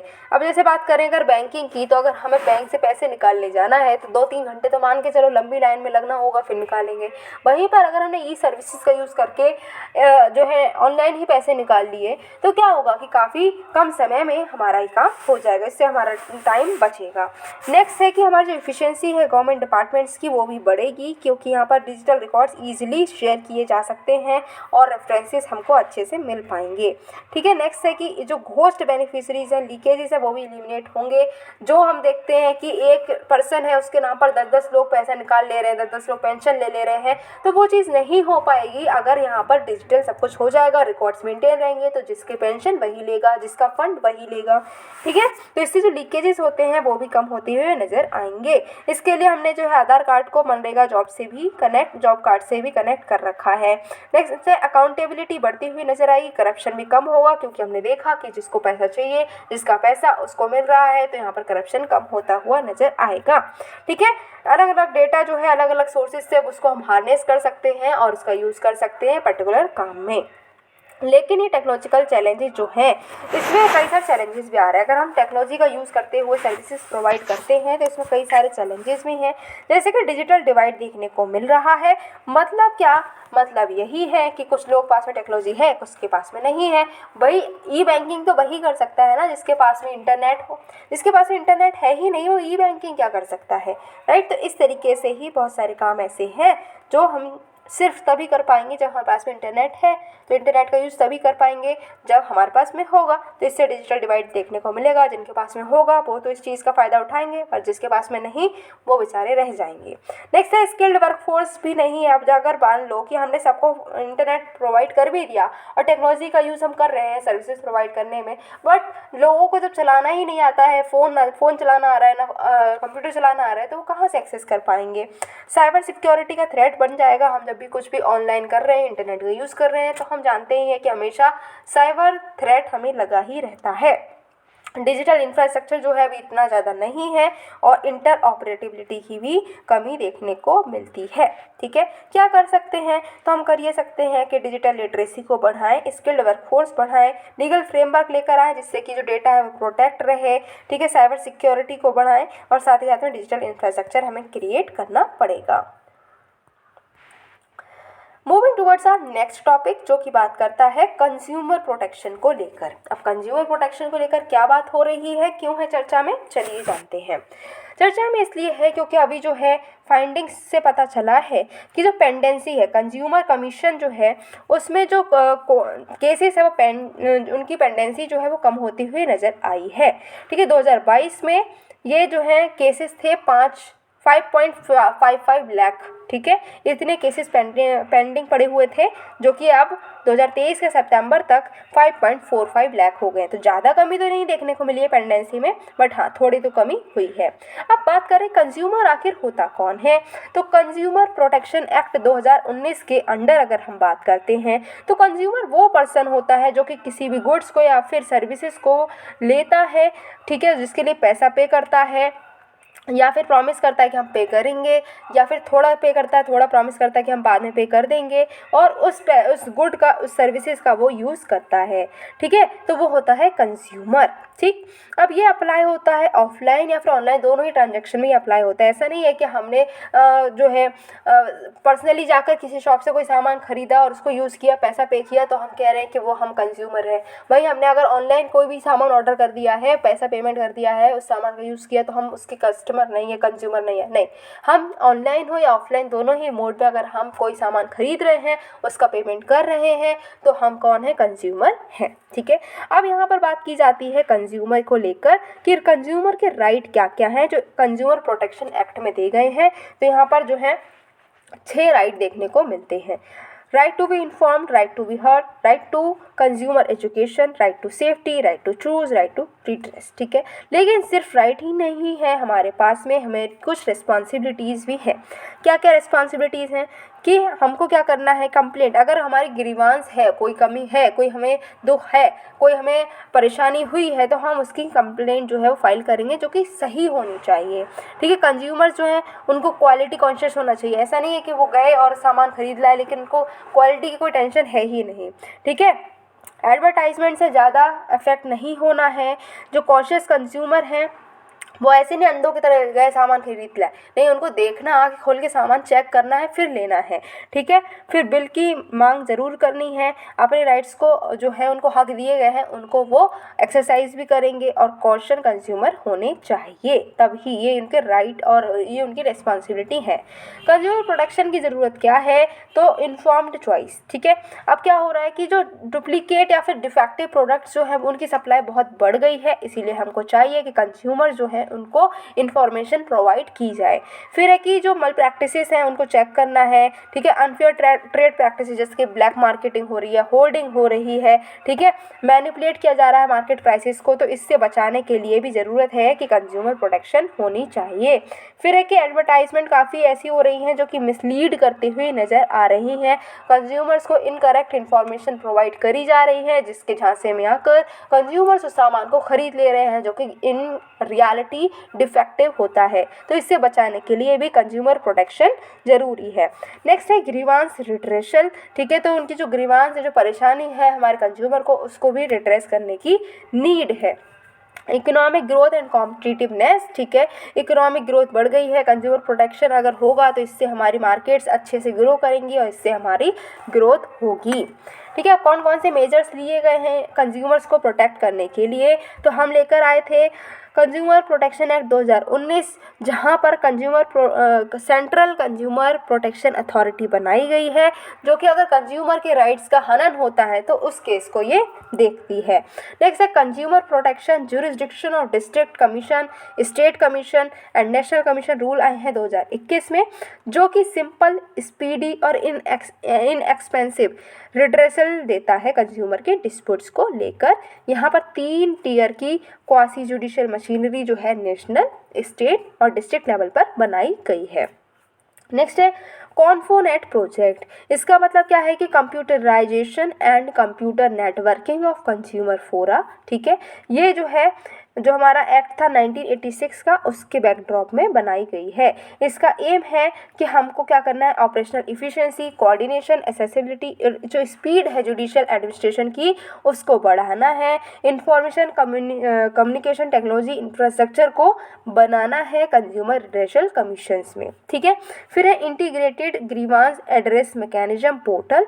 ये डेवलप किया गया है under the department of consumer affairs, जिससे कि अवेयरनेस, एडवाइस और कंज्यूमर ग्रीवांसेस को हम रिट्रेस कर सकें। ठीक है, ई दाखिल पोर्टल भी है जिसमें हैसल फ्री, स्पीडी और सस्ता फैसिलिटी हम प्रोवाइड कर रहे हैं कंज्यूमर्स के लिए, जिससे कि वो क्या कर सकते हैं, किसी भी कंज्यूमर फोरम को अप्रोच कर पाएंगे। फिर है सर्टिफिकेशन मार्कर्स यहाँ पर क्या है, सेंसिटाइज कर रहे हैं कंज्यूमर्स को क्वालिटी स्टैंडर्ड्स को लेकर। अब अलग अलग तरीके के सर्टिफिकेशंस हम देते हैं, जैसे कि ISI की बात करें तो ISI मार्क हम देते हैं, ठीक है। कौन देता है, BIS देता है कंज्यूमर ड्यूरेबल गुड्स में। जैसे कि हम इलेक्ट्रॉनिक आइटम लेने जा रहे हैं, किसी ने अप्लायंसेस लेने जा रहे हैं, तो उस पर ISI का मार्क बना होता है। एग मार्क किसके लिए होता है, तो ये directorate of marketing and inspection इसको इशू करते हैं, ठीक है, और ये एग्रीकल्चरल प्रोडक्ट्स के लिए होता है।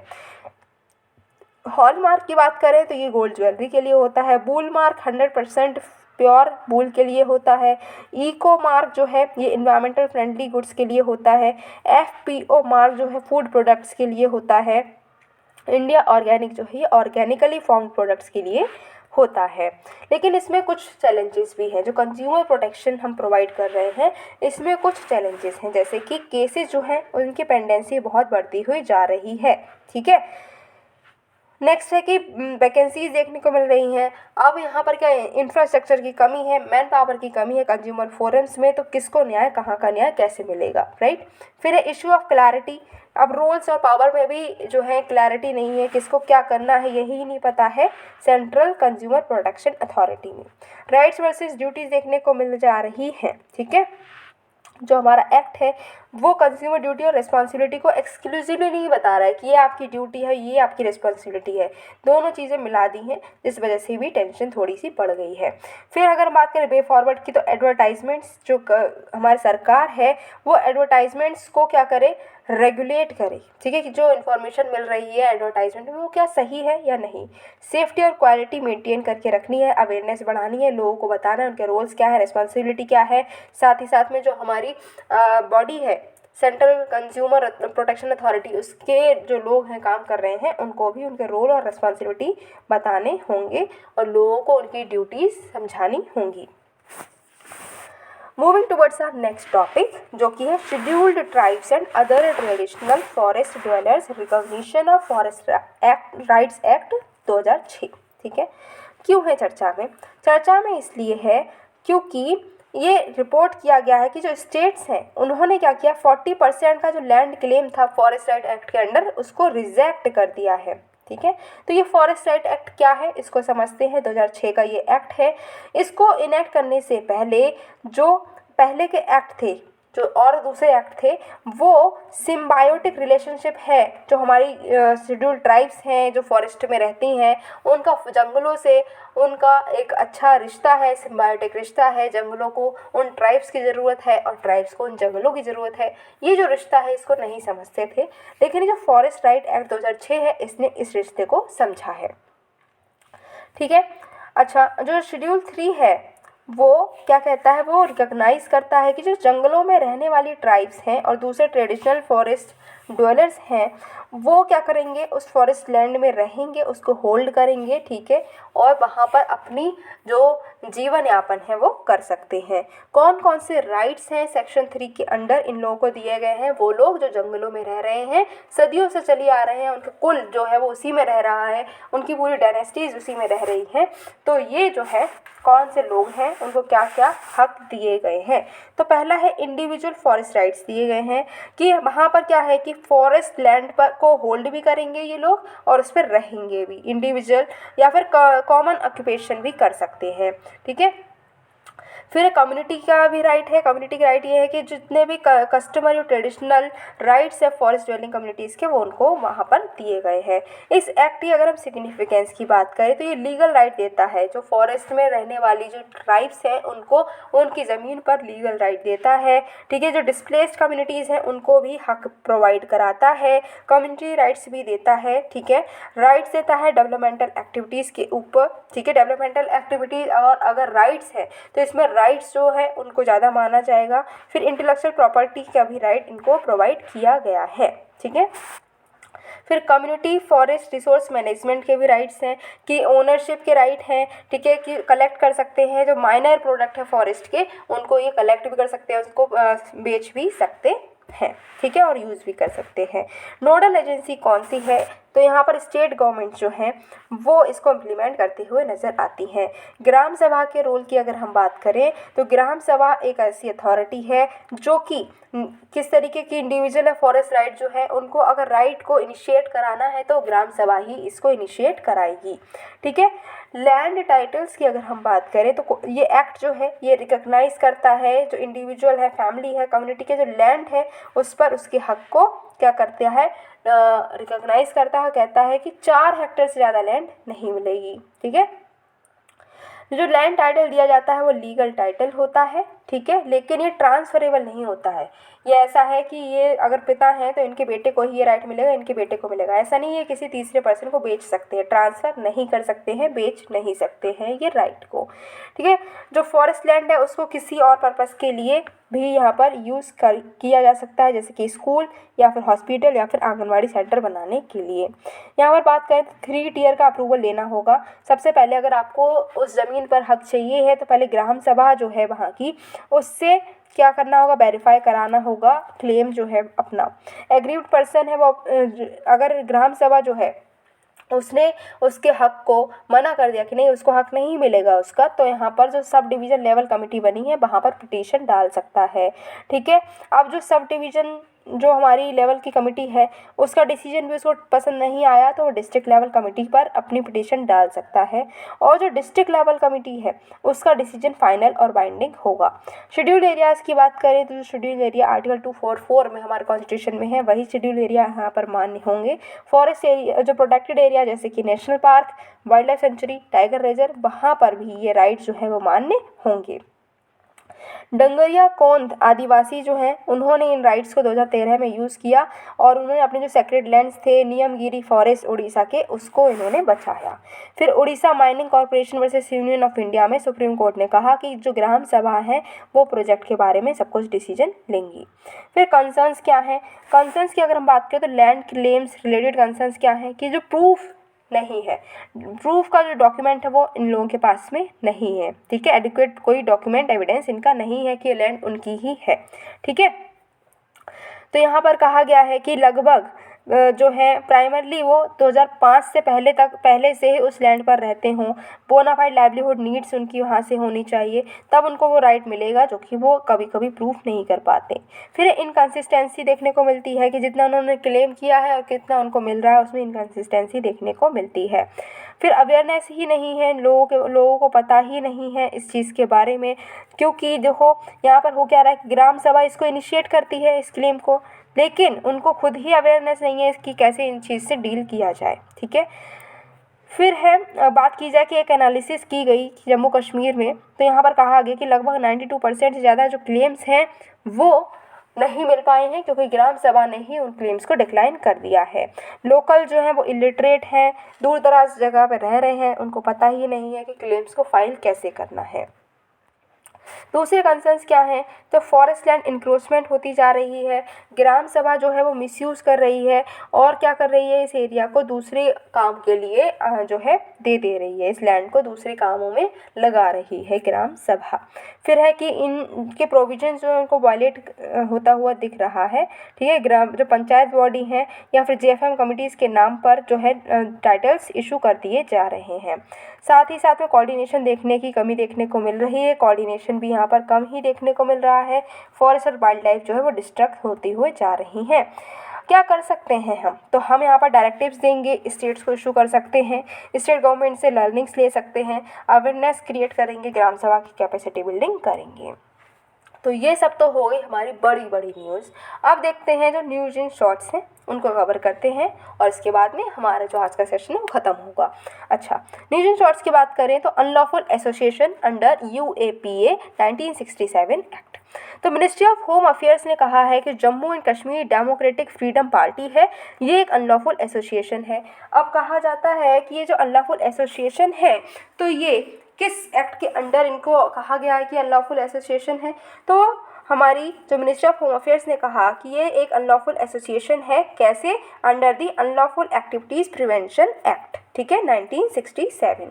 ये जो UAPA है इसको इनेक्ट किया गया है जिससे कि कुछ अनलॉफुल एक्टिविटीज़ जो हैं उनको हम प्रिवेंट कर सकें, ठीक है। और ये इंडिविजुअल और एसोसिएशंस दोनों पर ही लागू होता है और ये डील करता है टेररिस्ट एक्टिविटीज़ या फिर दूसरे जो मैटर टेररिस्ट रिलेटेड हैं उस पर UAPA लगता है। इसके अगर हम की प्रोविजंस की बात करें तो ऑफेंसेस जो होते हैं वो कॉग्निजेबल होते हैं, मतलब कि बिना ही किसी वारंट के अरेस्ट किया जा सकता है। डेथ या फिर लाइफ इम्प्रिजनमेंट जैसी पेनल्टीज़ यहाँ पर दी जा सकती हैं, ठीक है। अनलॉफुल एसोसिएशन क्या क्या होते हैं, तो डिक्लेयर किया जा सकता है एक एसोसिएशन को अनलॉफुल, सेंटर जो है वो इसको अनलॉफुल डिक्लेयर कर सकती है। फिर रेफरेंस टू ट्राइब्यूनल, जब डिक्लेरेशन अनलॉफुल हो जाता है तो नोटिफिकेशन जो है ट्राइब्यूनल को रेफरेंस की वो 30 दिन के अंदर होती है। ट्राइब्यूनल जो है उसमें एक पर्सन होते हैं जो कि हाई कोर्ट के जज होते हैं, ठीक है।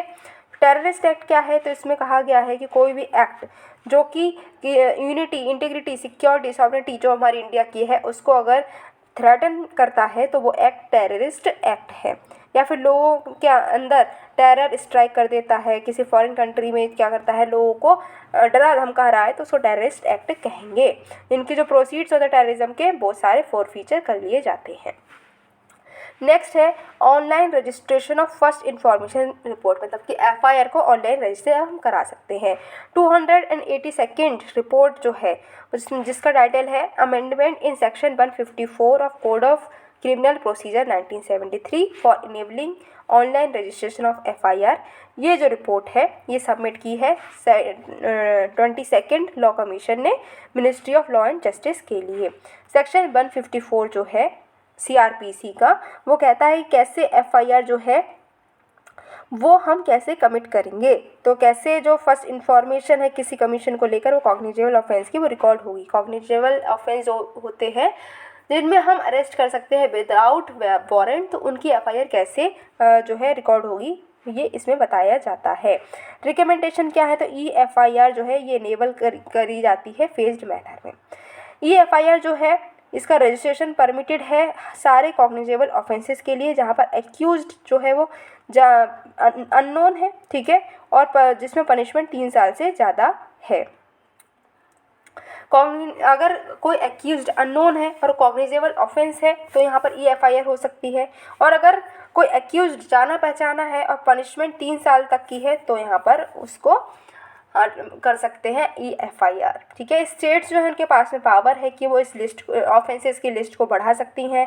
पार्टीज़ की जो प्राइवेसी है वो मेंटेन रहती है। वेरिफिकेशन जो है कंप्लेनेंट्स का और पनिशमेंट है फॉल्स इन्फॉर्मेशन के लिए। कंप्लेंट जो है वो अलाउ की जाती है नॉन कॉग्निजेबल ऑफेंसेस के लिए भी, और ये इसलिए है जिससे सिटीजन जो है वो क्राइम्स को कन्वीनियंटली इफिशिएंटली रिपोर्ट कर सकें, टाइमली स्टेटस जो है अपनी कंप्लेंट का चेक कर पाएंगे। नेक्स्ट है हमारा centre claims Aadhaar as the most trusted digital ID in the world. Centre ने कहा कि जो आधार है वो सबसे ज़्यादा ट्रस्टेड ID है पूरी दुनिया में, ठीक है। Reflecting the claims made by the investor, एक इन्वेस्टर एजेंसी है उसने कहा कि आधार जो है ये इसमें काफ़ी जो है सिक्योरिटी का खतरा है, तो यहाँ पर सेंटर ने कहा है कि आधार में सिक्योरिटी का खतरा नहीं है, आधार बहुत ही ज़्यादा सेफ है, ठीक है। सबसे ज़्यादा हम कह सकते हैं कि मोस्ट ट्रस्टेड डिजिटल ID है पूरी दुनिया में, ऐसा सरकार ने कहा है। आधार के बारे में जाने तो आधार 12 डिजिट का इंडिविजुअल आइडेंटिफिकेशन नंबर है जो कि UIDAI के द्वारा क्या किया जा रहा है, इशू किया जाता है। डेटा इसमें कलेक्ट किया जाता है वो सेंट्रल आइडेंटिटीज़ डेटा रिपॉजिटरी में सिक्योर है, ठीक है। इसके फीचर क्या किए, यूनिक है, जितना भी जो इसमें ID दी जाती है वो यूनिक रहती है। रैंडम नंबर होता है जो कि बिना किसी कास्ट, रिलीजन, इनकम से की डिटेल से नहीं मिलता है, ठीक है। उसके बाद में आर्किटेक्चर क्या है, ओपन है, स्केलेबल है, ठीक है, और एक दिन में लगभग 100 मिलियन ऑथेंटिकेशंस हो रहे हैं। अब आधार जो है इसकी सेफ्टी के लिए क्या मेजर्स लिए गए हैं, तो UIDAI ने इंट्रोड्यूस किया है 2 लेयर की सिक्योरिटी मैकेनिज्म आधार बेस्ड फिंगरप्रिंट ऑथेंटिकेशन के लिए, जिससे कि आधार जो है वो सिक्योर रहे। पार्लियामेंट्री रोबस्ट प्राइवेसी प्रोटेक्शन भी लेकर आए हैं जो कि आधार सिस्टम को गवर्न करते हैं ऐसे लॉज के लिए। सेक्शन 32 जो है आधार एक्ट का वो कहता है कि UIDAI जो है वो कंट्रोल, कलेक्ट और मेंटेन नहीं कर सकता किसी भी इंफॉर्मेशन को किसी भी ऑथेंटिकेशन के लिए, ठीक है। ऑथेंटिकेशन सिस्टम जो है वो सर्टिफाइड होते हैं international security and privacy standards के आधार पर। ठीक है, अब इसके यूज़ कहाँ कहाँ हो रहे हैं, तो आधार यूजेस हो रहा है डीबीटी में, ठीक है, पेमेंट सिस्टम में, फिर जनधन, आधार एंड मोबाइल ट्रिनिटी में, one nation one ration card में, किसान सम्मान निधि में, कोविन में, फेस ऑथेंटिकेशन में, इन सब में आधार का यूज़ हो रहा है। नेक्स्ट है cable television networks regulation act 1995। तो जो ministry of information and broadcasting है उसने नोटिफाई किया है कि जो केबल टेलीविज़न नेटवर्क्स रूल्स 1994 हैं, इसमें कुछ अमेंडमेंट्स लेकर आए हैं। इसमें कहा गया है कि ऑपरेशनल मैकेनिज्म जो है, कैसे हम डिक्रिमिनलाइज्ड प्रोविज़न लेकर आ सकते हैं केबल टेलीविज़न में, उसको इम्प्लीमेंट किया जा रहा है। एम है कि हम जो है केबल टेलीविज़न नेटवर्क जो है उसको बिज़नेस फ्रेंडली बनाएंगे और जो इन्वेस्टर का कॉन्फिडेंस है, ईज ऑफ डूइंग बिजनेस है, उसको मेंटेन करेंगे। जो सेक्शन है एक्ट के उसको एग्जामाइन किया गया है और डिक्रिमिनलाइज किया गया है जन विश्वास अमेंडमेंट एक्ट 2023 से। इम्प्रिजनमेंट प्रोविजंस जो थे अब उनको मॉनेटरी पेनाल्टी से बदल दिया गया है। और आज का हमारा लास्ट टॉपिक है दैट इज़ सरना कोड। तो झारखंड गवर्नमेंट जो है वो सरना रिलीजियस कोड को रिकॉग्निशन दिलाने के लिए काम कर रही है। सरना फॉलोअर जो है ये नेचर की पूजा करते हैं, ठीक है, जो खुद को हिंदू नहीं मानते और एक सेपरेट रिलीजियस आइडेंटिटी को की डिमांड कर रहे हैं। अभी तक बात करें तो सेंसस सर्वे में उनको अदर्स में इंक्लूड किया जाता है रिलीजियस कॉलम में, ठीक है। फिर बिलीवर जो है सरना फेथ के, वो मूर्ति पूजा नहीं करते हैं, वो वर्ण सिस्टम को नहीं मानते हैं और जो स्वर्ग नर्क है ये सब चीज़ें वो नहीं मानते हैं, ठीक है। वो उनके लिए जो जिसकी वो पूजा करते हैं वो जल, जंगल और ज़मीन की ही पूजा करते हैं। इसी के साथ में हमारा लंबा सा सेशन है पॉलिटी का वो कंप्लीट हुआ। आई होप आपको समझ आया होगा और इंटरेस्टिंग लगा होगा। अगर समझ आया है तो क्या करना है, वीडियो को लाइक करना है, शेयर करना है, चैनल को सब्सक्राइब करना है, जिससे कि आने वाली वीडियो की नोटिफिकेशन आप तक पहुंच जाए।